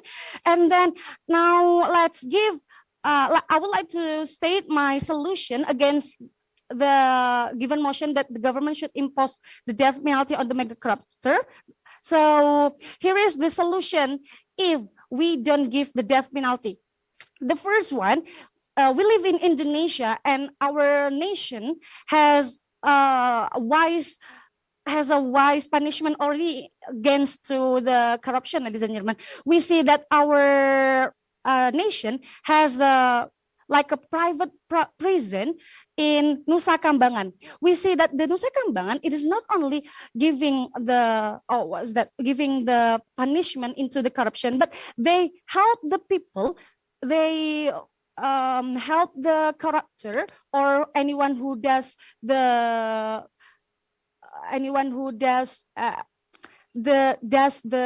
bad things. They help the mentality, ladies and gentlemen. They don't only punish them into death penalty or into bad things, but they educate the person who does a mistake, ladies and gentlemen. So this is such a wise solution against of the death penalty. Nusa Kambangan is not only located around the popularity in Indonesia. Nusa Kambangan is located into a small island that is so far away from the popularity, ladies and gentlemen. So this Nusa Kambangan is the really logic solution to this mega corruptor, because we see that Nusa Kambangan is far from the popularity. And then the second one, this Nusa Kambangan, it is not only about helping their mentality, but if the person who lives in the prison wants to go out from this Nusa Kambangan or run away, they cannot do that because many of the risk that our nation has already put on that. So this is such a really logic solution for the mega corruption, ladies and gentlemen. And also the second one, I would like to give the solution that some of the countries such as Denmark, Finland, Switzerland, they have already put the death penalty into their constitution, but it doesn't help at all to the next corruptor who does that. Means that we see there is PI, please, ma'am. PI, please. No, thank you. There is no any correlation about the death penalty into the mega corruptor. What if the death penalty also will not be such a great solution? And what should we do to the corruptor, ladies and gentlemen? This Denmark, Finland, and Switzerland has already erased this death penalty. It means that how come we still, a developing country, wanted to apply this death penalty, whereas we see that Indonesia is a democracy country, ladies and gentlemen. And then we also see that this human right of the people who does a mistake, they have a chance to change their life. They have a chance to make a better life. They have a chance to fix their mistakes, ladies and gentlemen. So this death penalty is absolutely not a solution, ladies and gentlemen. And then we also see that money assets recovery as the priority grand solution, ladies and gentlemen.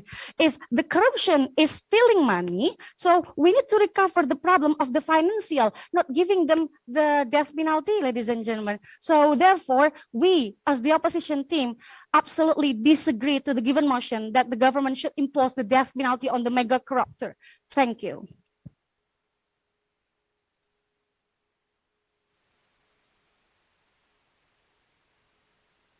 The opposition leader spent 6 minutes and 36 seconds. The opposition leader spent 6 minutes and 36 seconds. To continue our debate today, I would like to call the Deputy Prime Minister from UIN Sunan Ampel, Surabaya. Time and place is yours. I'm audible. Yes, you are audible. Okay, thank you.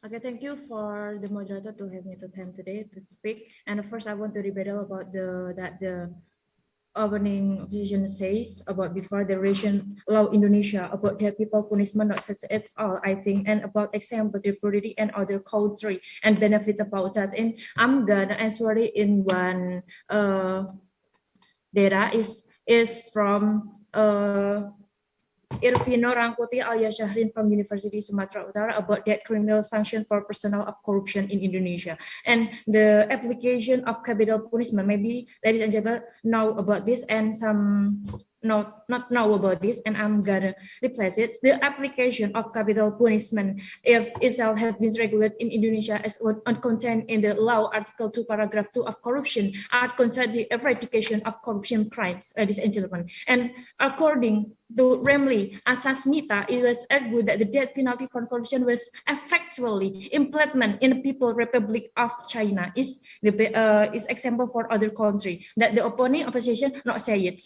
and it was quite successful to reduce corruption. This contract can be used as an example in Indonesia in imposing capital punishment for corruption, and the imposition of capital punishment for purpose of corruption is urgently needed and shock therapy, because psychological the death penalty I'm for the benefit of general prevention so that others do not participate in common crimes. That is answer from the opening government said before about the benefit example, and that the argument that the opening opposition said before is not relation about that's at all. Then the opening position say that the law in Indonesia, and Indonesia is like many of people hate Indonesian law is a firm about law in Indonesia, and it's up to the bottom. And not only that, because and when also the application of capital punishment is based on the reason that capital punishment is more content than the prison sentence. And please.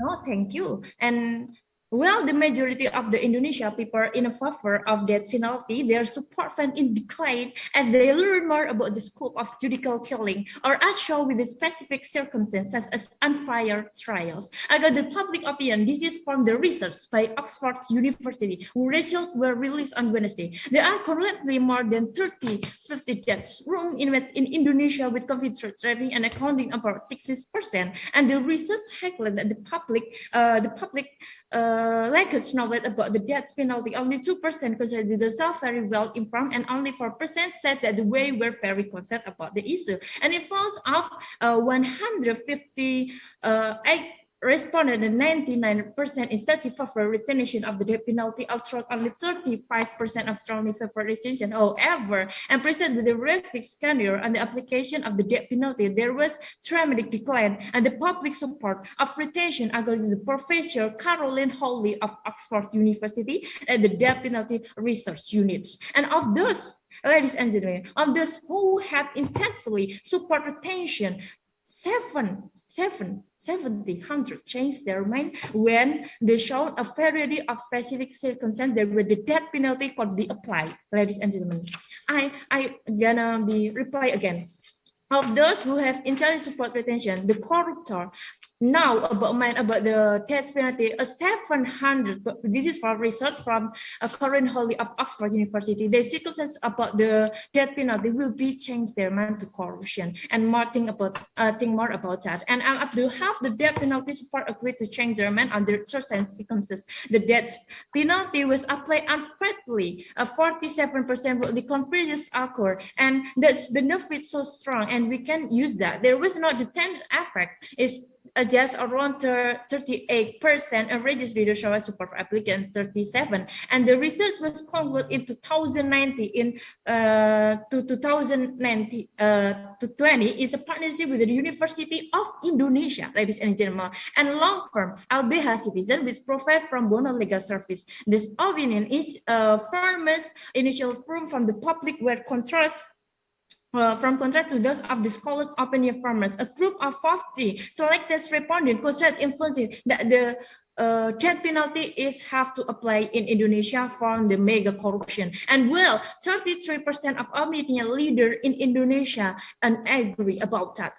And other hand, the main rationale for supporting the death penalty across both group was a belief in the punishment deterrent effect against serious crime. Then in disaster, and the say before from the opening government, my team that before from the January cases that they just know that the subburden that the law in Indonesia is top to the bottom. That's why we have to death penalty in the apply in this country. Not only that, ladies and gentlemen, and I have the imposition of capital punishment for perpetrators of corruption urgently needed shock therapy, I said before, and because psychological, the death penalty.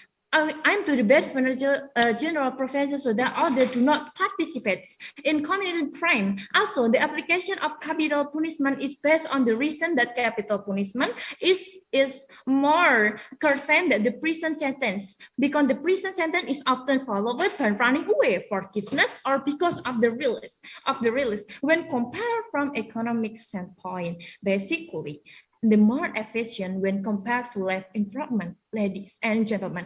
As for the problem that can be formulated, namely legal arrangement regarding corruption in the Corruption Act, the application of capital punishment sanction against prevalence and corruption in Indonesia, the result of the study show corruption is type extraordinary crime that must be handled extraordinarily that the Act contrary 1945 Constitution in Indonesia that it does not need to be protected by 1945 Constitution accommodated in Article 2, Paragraph 2 of the Corruption Act must be the correctment in the current substance and include after the article that the law of Indonesia is have to be death penalty in the law of Indonesia.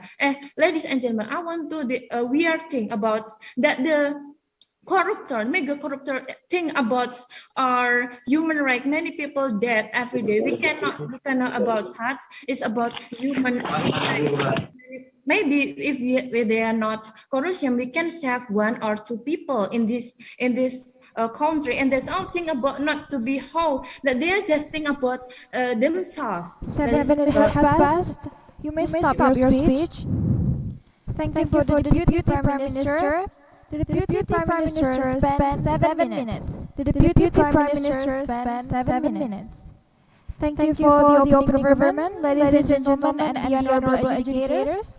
This is the Deputy Leader of Opposition from Sunan Ampel, Surabaya. From IAIN Kediri. Time and place is yours. Am I audible? Yes. Ladies and gentlemen, I'm the second speaker of the opening opposition. Ladies and gentlemen, Indonesia is a development country. If the corruption got death penalty, we will get worse lost. Ladies and gentlemen, we have a lot of debt, ladies and gentlemen. If they got death penalty, who will be responsible?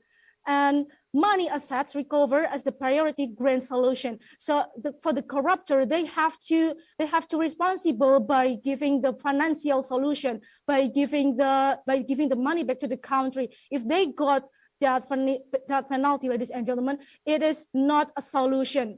So corruption is stealing money. So the solution is to recover the money back, of course.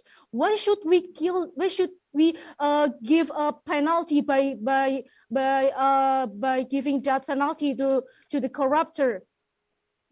And I want to rebuttal to the opening government side that the government side stated that this is a serious problem that the corruptor should get death penalty. So, ladies and gentlemen, corruption is not a murder or even a rape crime. So even those don't get death penalty, why the corruptor should get one? Ladies and gentlemen, this is a financial problem.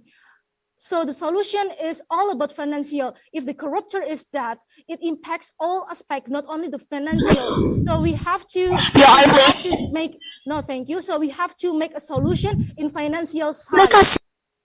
No, thank you. If they are still alive, ladies and gentlemen, we can get our money back by asking them to work for the rest of their life, and we can take their salary from their work. So ladies and gentlemen, We are living in democracy country. We raise up human right, and we have rule on how to punish the corrupter, such as get into prison. If it is not enough, the only one logical and helpful solution on mega corruption is improving the rule for corruptor, ladies and gentlemen.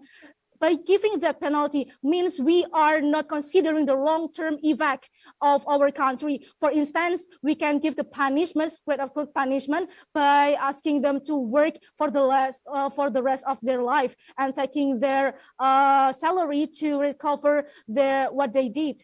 And secondly, I would like to rebuttal for the opening government that they stated that some countries are hating Indonesian's law. So this is so subjective perception, ladies and gentlemen. What is the proof? The opening government sounds ambiguous, ladies and gentlemen, without the real and logical data. So once again, we should focus on human right. Everyone has right of their own lives. Mega corruptor is a mistake, of course. Everyone has a chance to be better. So everybody made a mistake. So we are not God who can choose who should get death penalty just because they're the mistake. We have to give chance. Everybody has the second chance to be better person. So we have to make a logical solution, and the death penalty is not logical solution and give a long-term effect. And meanwhile, the country needs them to be alive to responsible their act. If they death by the death penalty, who will be responsible, ladies and gentlemen? As my partner well stated, the family may not responsible of what they did. So the one who should responsible is who did the acts. So the family members, they are just the family. They are not responsible of the crime of their relatives did. If they are still alive, we can ask them to responsible to send the money back to our country. So by sending them to the prison, ladies and gentlemen, giving death penalty is giving another problem. We are development country. We need more people. We need people to develop their own creativity, their own individuals to be better person. So how to be a better person? By learning from their mistakes, ladies and gentlemen. Become a better person, learning by their mistake, giving the new chance, giving the second chance. Once again, we are not God. We can't give someone to we can't ask them to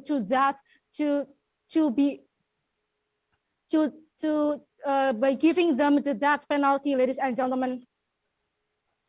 So by giving death penalty, it's not giving a fear for those who did this crime, because death penalty is not the solution.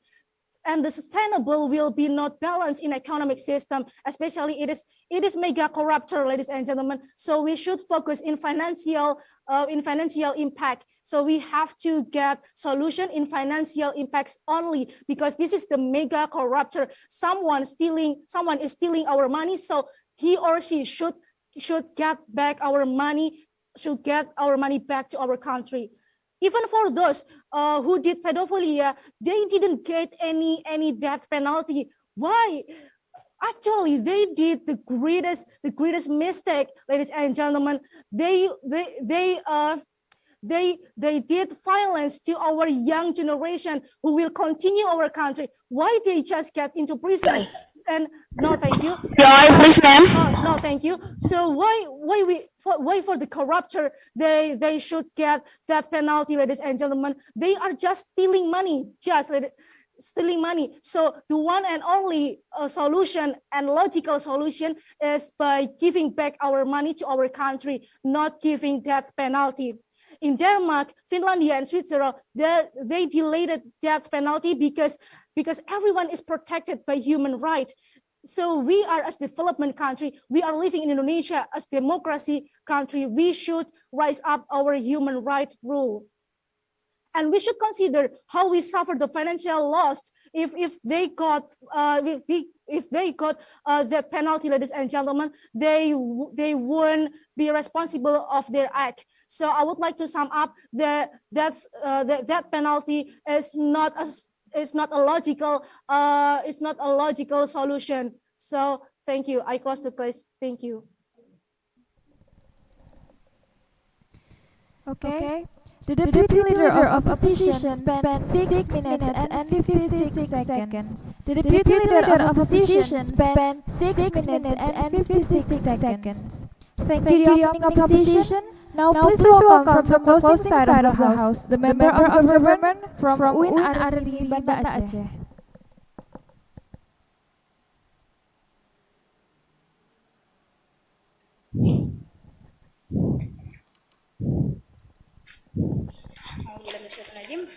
Udah kayak biar punya aku kan. Ini nih form of corruption. Udah lupa bilang. Nggak usah. Ya udah. Biasa tuh. Udah bilang terus cepat ya Allah. Mulai terus. And the effect. Now please welcome from the closing side of the House, Member of Government from UIN AR-RANIRY Banda Aceh.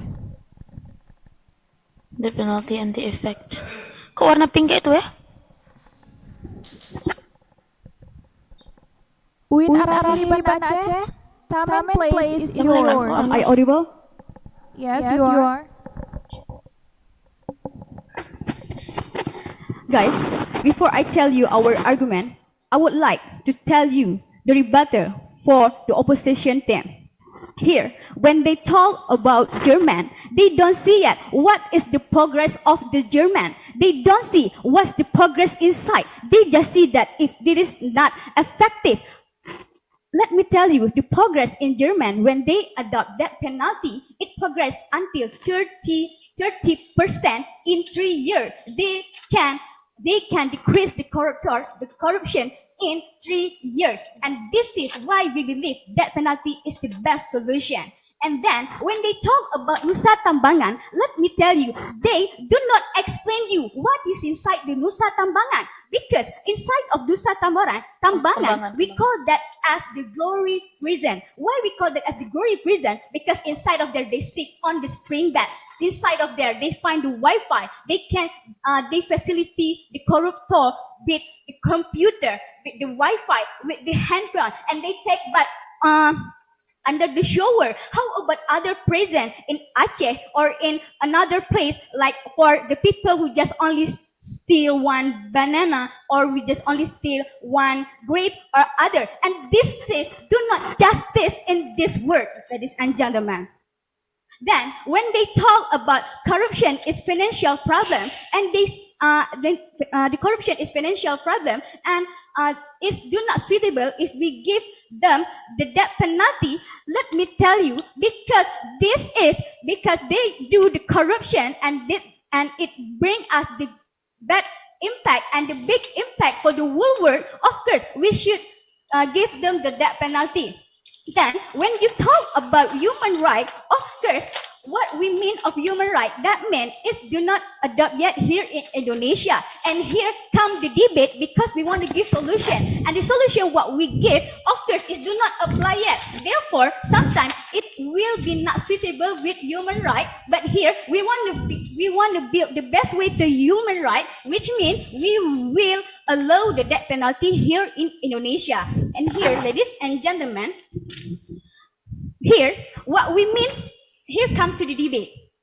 What we mean from the impose, that means we force the corruptor to face the death penalty, no matter where he is. For example, they run to the Singapore because they run to Singapore because they do corruption, but we should find them to back here and they should face the death penalty. Then what we mean from mega corruptor, this do not just only mean with a harmful corruption, but what we mean from mega corruptor, that mean what they corrupt is up than 1 trillion, and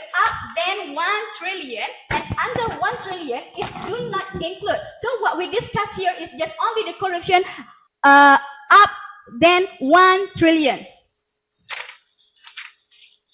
Ladies and gentlemen, the corruption is ingrained. The corruption is ingrained. It's like a virus, the disease, because it can influence the other.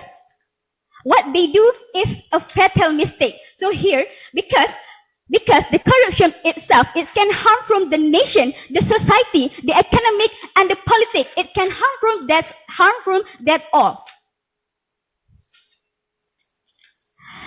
Well, ladies and gentlemen, based on the Constitution number 21, years 2001, corruption formulated in 30 forms, and each type of seven corruption. Sorry, divided to seven groups, and those are include financial losses, bribes, investment in office, extortion, fraudulent acts, and gratuities, and those all type of corruption is include of what we debate if they do the corruption up 1 trillion. Then what we mean of that penalty is, and the kind of that penalty is death shot, beheading, electric chair, hanging, death by injection of medical drug. So we can apply this system for any corruption who corrupt up than 1 trillion.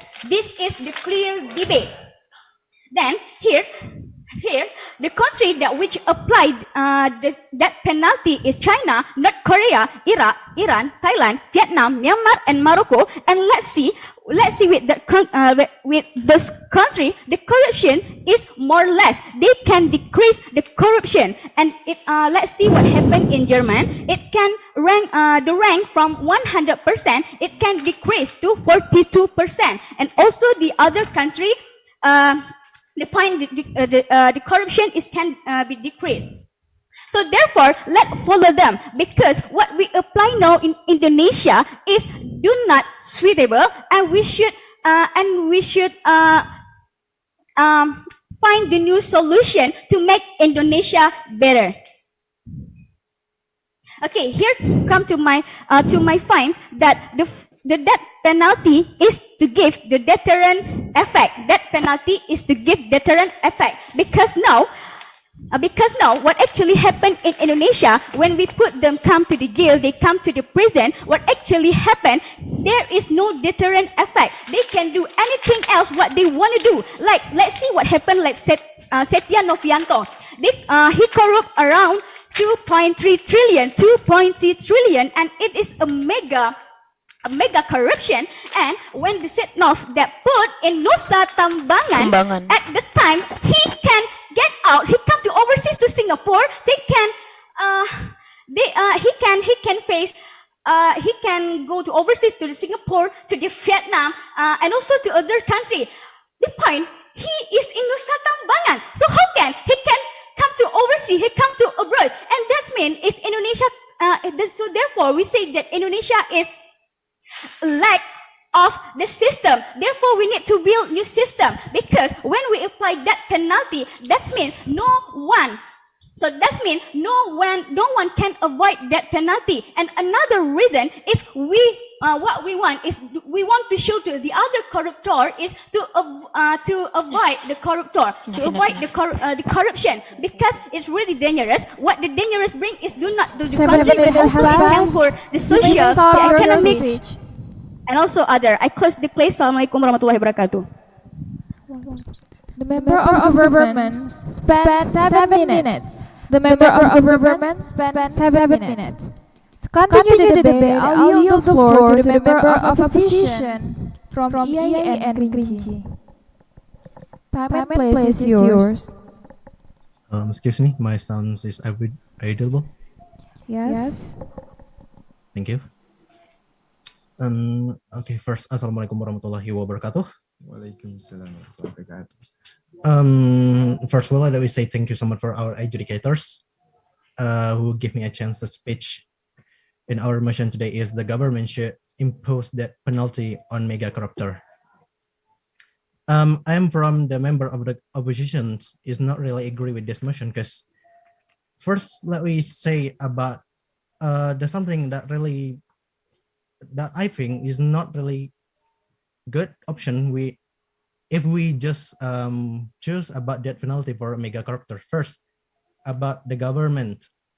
The first thing that I still think about the government, why they have to impose this death penalty is the variable. The reason, or maybe some cases, they have to applicate it automatically this death penalty on mega corruptor. And the next problem is if they just applicated this death penalty just on mega corruptor, why they not applicated that too on the corruptor, the new corruptor I mean? Because if we just still focus on mega corruptor, the new corruptor can be grow up to being the mega corruptor too, because the context is about the corruptor.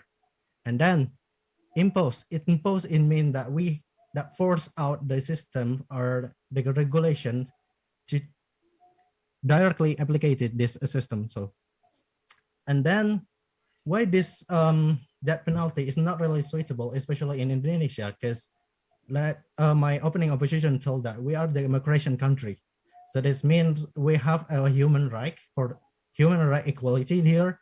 So all of humanity in citizen, especially in Indonesia, have the same equality, especially about human right, especially about life, how they will going to life and how they will grow up with their life. And then based the regulation 0.1 line 1 in our main regulations, we are a unitary state which is a republic country. So this means about applicated death penalty is not really suitable based on our states. So that's it. And then before I'm going to my statement, I want to debate with the government, the member of government, tell that there are so many examples of the country that applicated death penalty, such as like Korea, China, Iran, and Arabic. But I want to tell you that Korea and China is not a republic country. They are not democratic country. They are used kingdom regulations. And then about Iran and Arabic, they are used Islamic regulation. There's no republic or democratic regulation. So that means it's not really valuable and not really consist if we just take example from the not same institution, I think. And then based on for our democratic country, we have the agreement even if we have to like applicate the rules. So it means the government should inform to all of a member of citizen about the death penalty first, about how to applicate it, how to the rules, and how to like tell them this is a good option for the mega corruptor. So we have the even for agreement. If not agree, so if this rule is not get agreement for all of the citizens, so this is not a good option for it. So that's it. And then talking about our democracy isn't just because about our humanity. That means about our life. That penalty means about one of crime of humanity, such as like killing. Because in the problem is the problem of human right is killing in this matters. So it's better if we just change this penalty, be like take all of benefit like access or maybe like financial and everything that have meanings about money, and then we can show up their identity about their mega corruptor to all of the public. It's not the better way that just please, sir. Thank you. That penalty is not really good option for that, because we cannot take people's life just because they are do something bad, I think. And then there's my second point is there is a more the better way that just that penalty that applicated for our mega corruptor. Like the way like I told you before, like just show up their identity to our society, and then like take any financial, like economic, social, or maybe like access to their life. That's more better than just that penalty. And then for the first problem, why this is not really suitable if we use that penalty in Indonesia, it's not just because this is the best option. I have the solution for this problem, especially about how to handle the mega corruptor is the the government should have to observing, or maybe like how observing the finance way, that where this is coming out and then where's this coming in, and then they have to equal when they want to decide about the rules. The problem is the government is not equal about the applicated the rules. So this is the best option that I want to tell with you. So I think that enough. Thank you so much.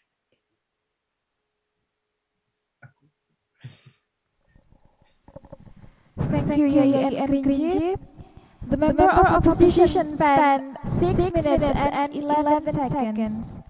The member of opposition spent 6 minutes and 11 seconds. To close the case from the government side of the House, we'll invite the government whip from UIN AR-RANIRY Banda Aceh. Time and place is yours. Am I audible enough? Yes. Okay, thank you for the opportunity. Before that, I would like to introduce myself. My name is Latifani Ulanar from UIN AR-RANIRY. I'm standing here as the second speaker from the opening opposition team of the House. Before we're going, today we have a really good motion says that we talk about the death penalty to the corruptor. First of all, before going to our argument, we have some rebuttals for the opening opposition and for the closing opposition as well. The first rebuttal: if we impose the death penalty, that's mean they're not responsibility. While they don't actually explain us what do we mean with responsibility here. It is a fine or what? The second point is they take Finland and Germany as example of state with death penalty without any change. While if you see from the data, the number and the scale between before the death penalty and after the death penalty is totally changing, ladies and gentlemen. Even now, the Finland and Germany is counted as the state in less or even corruption cases, ladies and gentlemen. The third point of our rebuttal is the financial responsibility. What do they mean with this financial responsibility? While if the mega corruptor itself has neglected their financial responsibility to the state, and they keep saying about financial responsibility. Actually, what we want here, before imposing the death penalty, we're still going to ask them to pay back the money as a fine. And the third point of our rebuttal is from the closing opposition. They say that the country that we brought is they have different system of law with Indonesia. But actually, what we want here is the change of this death penalty application in those countries. And the last of our point to the rebuttal is that penalty is violence. How could he say so? Why the drug dealer of 500 kilograms sentenced death penalty, ladies and gentlemen? Going to our argument. My first argument is the importance of imposing death penalty comparing to the penalty that we have now in Constitution to eradication of corruption. Ladies and gentlemen, regarding to the Constitution of number 31, year 1999 about the eradication of corruption, we can see that the heaviest punishment for the corruption in the criminal offense is life prison and maximum fine of 1 billion. It's stated in the Article 12 Alphabet B, and the same heaviest punishment also applied in the Constitution number 21, year 2001, and still it is about eradication of corruption, ladies and gentlemen. So we can see that the Constitution, that the penalty that we have before we imposing the death penalty is not quite good for the corruptor itself. As we can see for the evidences, we can see from the ex-chief of Democrat Party, Anas Urbaningrum, punished for 8 years prison and 3 billion fine and 3 million fine and 7.5 billion fine to the state. While he has break multiple law, ladies and gentlemen. The first one, the Article 12 Alphabet A Constitution of TPPU. The second one, GO Article 64 of Criminal Law Code. The third one, Article 23 Constitution number 8, year 2010 about the eradication of corruption. The fifth, Article 3 verse 1 Alphabet C Constitution number 15, year 2002, and the last one, GO Constitution number 25, year 2003. I can see that this Anas Urbaningrum has neglected and break multiple law, in this case 5 law, but he just sentenced and punished for 8-year prison and some of the fine, which is 57.5 billion fine, while he has been corrupt the state money for 5.8 trillion, ladies and gentlemen. The next of our argument, we talk about another importance of imposing death penalty. The first one, to increase the economy of Indonesia for the better future of Indonesia itself, as my first speaker has told us about the harmful of this corruptor to our economy of Indonesia. We can take some point that we need a better solution from the perspective of law to make the corruptor won't stay longer in Indonesia. The next argument is we can bring that state of with the death penalty effect. Those are first from the China. They implement execution for criminals who steal state money or commit the corruption. And North Korea also implements the death penalty. The most controversial case is the execution of Kim Jong-un's uncle. Japan, the punishment for perpetrators of corruption in Japan is not execution, but they have a tradition called harakiri. As a tradition of Japanese, if they commit anything embarrassing of their whole life, they're going to do this harakiri instead of living in embarrassment. The next point is solution. If this death penalty is imposed, ladies and gentlemen, it is not impossible if you're just going to impose this death penalty without any solution or side law beside this death penalty. So our solution, if this death penalty is imposed, there will be some law and rule too that we would need to apply. The first one, the upgrade of court of Indonesia to prevent any victims. As we know, ladies and gentlemen, the court of Indonesia is not stable yet, but we need it as a solution to upgrade the court of Indonesia to prevent any victims. The second one, the side law and the exact definition of what mega corruption is to impose the death penalty law. And the third solution is the upgrade of human right law. So, to impose this death penalty or this death penalty law, we still would not neglect our constitution of Indonesia, ladies and gentlemen. So, based on our arguments, reason and evidences that we've been given to you, we believe that we should stand to this motion. Thank you. Wassalamualaikum warahmatullahi wabarakatuh. Thank you, AR-RANIRY, for your speech. The government whip spent 6 minutes and 25 seconds. The government whip spent 6 minutes and 25 seconds. To close the case from the opposition side of the House, will invite the opposition whip from EIA and Rinci. Time and place is yours. Okay, thank you. Assalamualaikum warahmatullahi wabarakatuh. Well, firstly, thank you so much for having me this morning and to be part of these competitions. And we're in finals from the different universities. So all the speakers already explained about their own arguments, based on data and opinions. So they're absolutely amazing. So there is something that I would like to tell you about our responsibility that all you already tell to me. So when we talk about responsibility and the crimes, so we know that when a suspect or the people who do the crime, they have it being punished. That is one of the responsibility, because why they have to pay it back. So that is definitions of responsibility in this topic. So the next ones that I want to tell you about the motions. The government should impose a death penalty for image corruptors. The first, a member of closing opposition already explained about it. Impose it basically means forcing. So it's not really good to apply this because the government just take their own act without asking any opinion from the society, because we are living in a democratic country. So we need some opinions such as us that represent from society. Yeah, please, sir. Okay, sure. Okay, so if you're saying that we're in a democracy state, so we can apply this death penalty, why would you say for the drug dealer that has been punished for death penalty for just 300 kilograms of the drug that he has been selling? Thank you. I don't get a point, sorry. Can you repeat the question?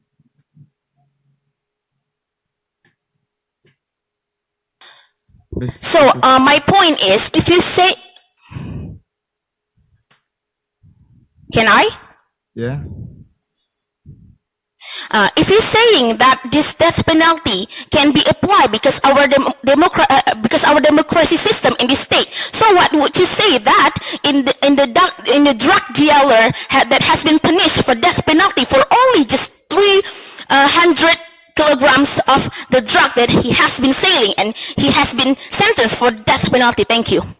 So I have my own reason about this. So I would say that I disagree about this punishment. Because why? Because we have a human right. So the regulation of a human right already set up about this. The people who do the crime, they have their own rights. There's all about the regulations of human rights. If they want a country apply the system, it basically means that they have a different system, such as we are living in a democratic country, and you already explained about, tell me about some examples to Chinese and any country is, because they have a different system than ours, and such as one of them apply the kingdom system, those members of closing opposition already said to you. So I think it's not really good if we apply this and we have another act, another things, another way to fix these problems. I have my own solutions about this, and maybe another country already apply the system. The first of all, that's take all the things back that they has taken back. That's what I mean about responsibility. So accept that sending them to the jail. Of course, they have to give it back what they have taken. So I think it's a very best way, because it's gonna make our financial better. So it's gonna be great. And second one is already applied in one of country in Asia, in the Chinese and another country. So embrace themselves in the public. So in this way that we can see, if it's all about mental health, which they will get many building by public. Because why? What I mean about this, and the Chinese, for every single characters, they're gonna show the character on the public, such as televisions or in the exhibitions, and of course they're gonna be embarrassed and they're gonna be shy to go out. And it's all about public will attack them in the mental health. So of course people will be afraid of due to corruption over here. And the last one about the opposite. If we apply this, we also have another way to provide observation the finance. So what I mean is every single donation that the central governments to donate somewhere else. So they have to observe the data. Where is this money going? So they have to take observe all the data.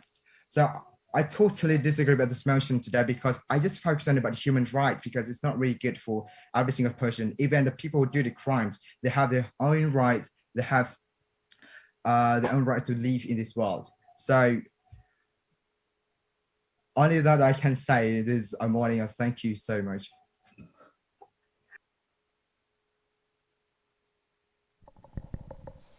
Thank you so much for Yaya and Krinci. The opposition whip spent 5 minutes and 35 seconds. The opposition whip spent 5 minutes and 35 seconds. That's the end of our debate today. The grand final round uses a ranking system, whereas the winner will not be directly announced by the end of the session, but we will allow representation of the educators to deliver feedbacks for around 5 minutes. The honorable educator will now begin to deliver the feedbacks. Okay, thank you. I would like to congratulate all of you for doing a good job of portraying such a case. This is not an easy case, and I'm happy that you can explain all your argument. But of course, I found that all of you actually have strong argument, but sometimes you are not clear in explaining your argument. So it's just an argument without enough explanation. But however, all of you are good speakers, and you have already put the best effort to persuade us as a judge, and make impressive statement. So for that, congratulations. Thank you. Thank you very much for the constructive feedback, Ms. Sharifah Dahliana. And for Ms. Rosita Tandos, do you have any comments for the debaters today?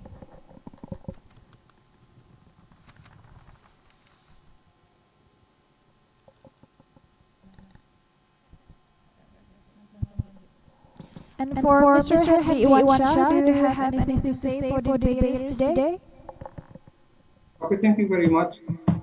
Let me express my proud for you, for your best performance, of you.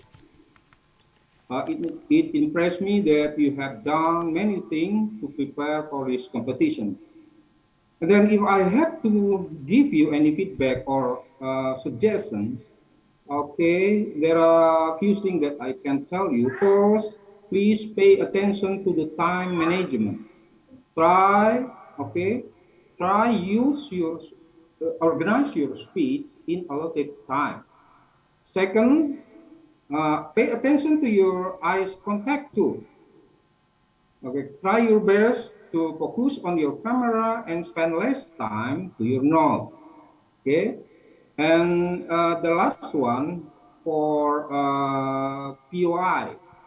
I note from the beginning of this competition that very few of you accept POI from other group.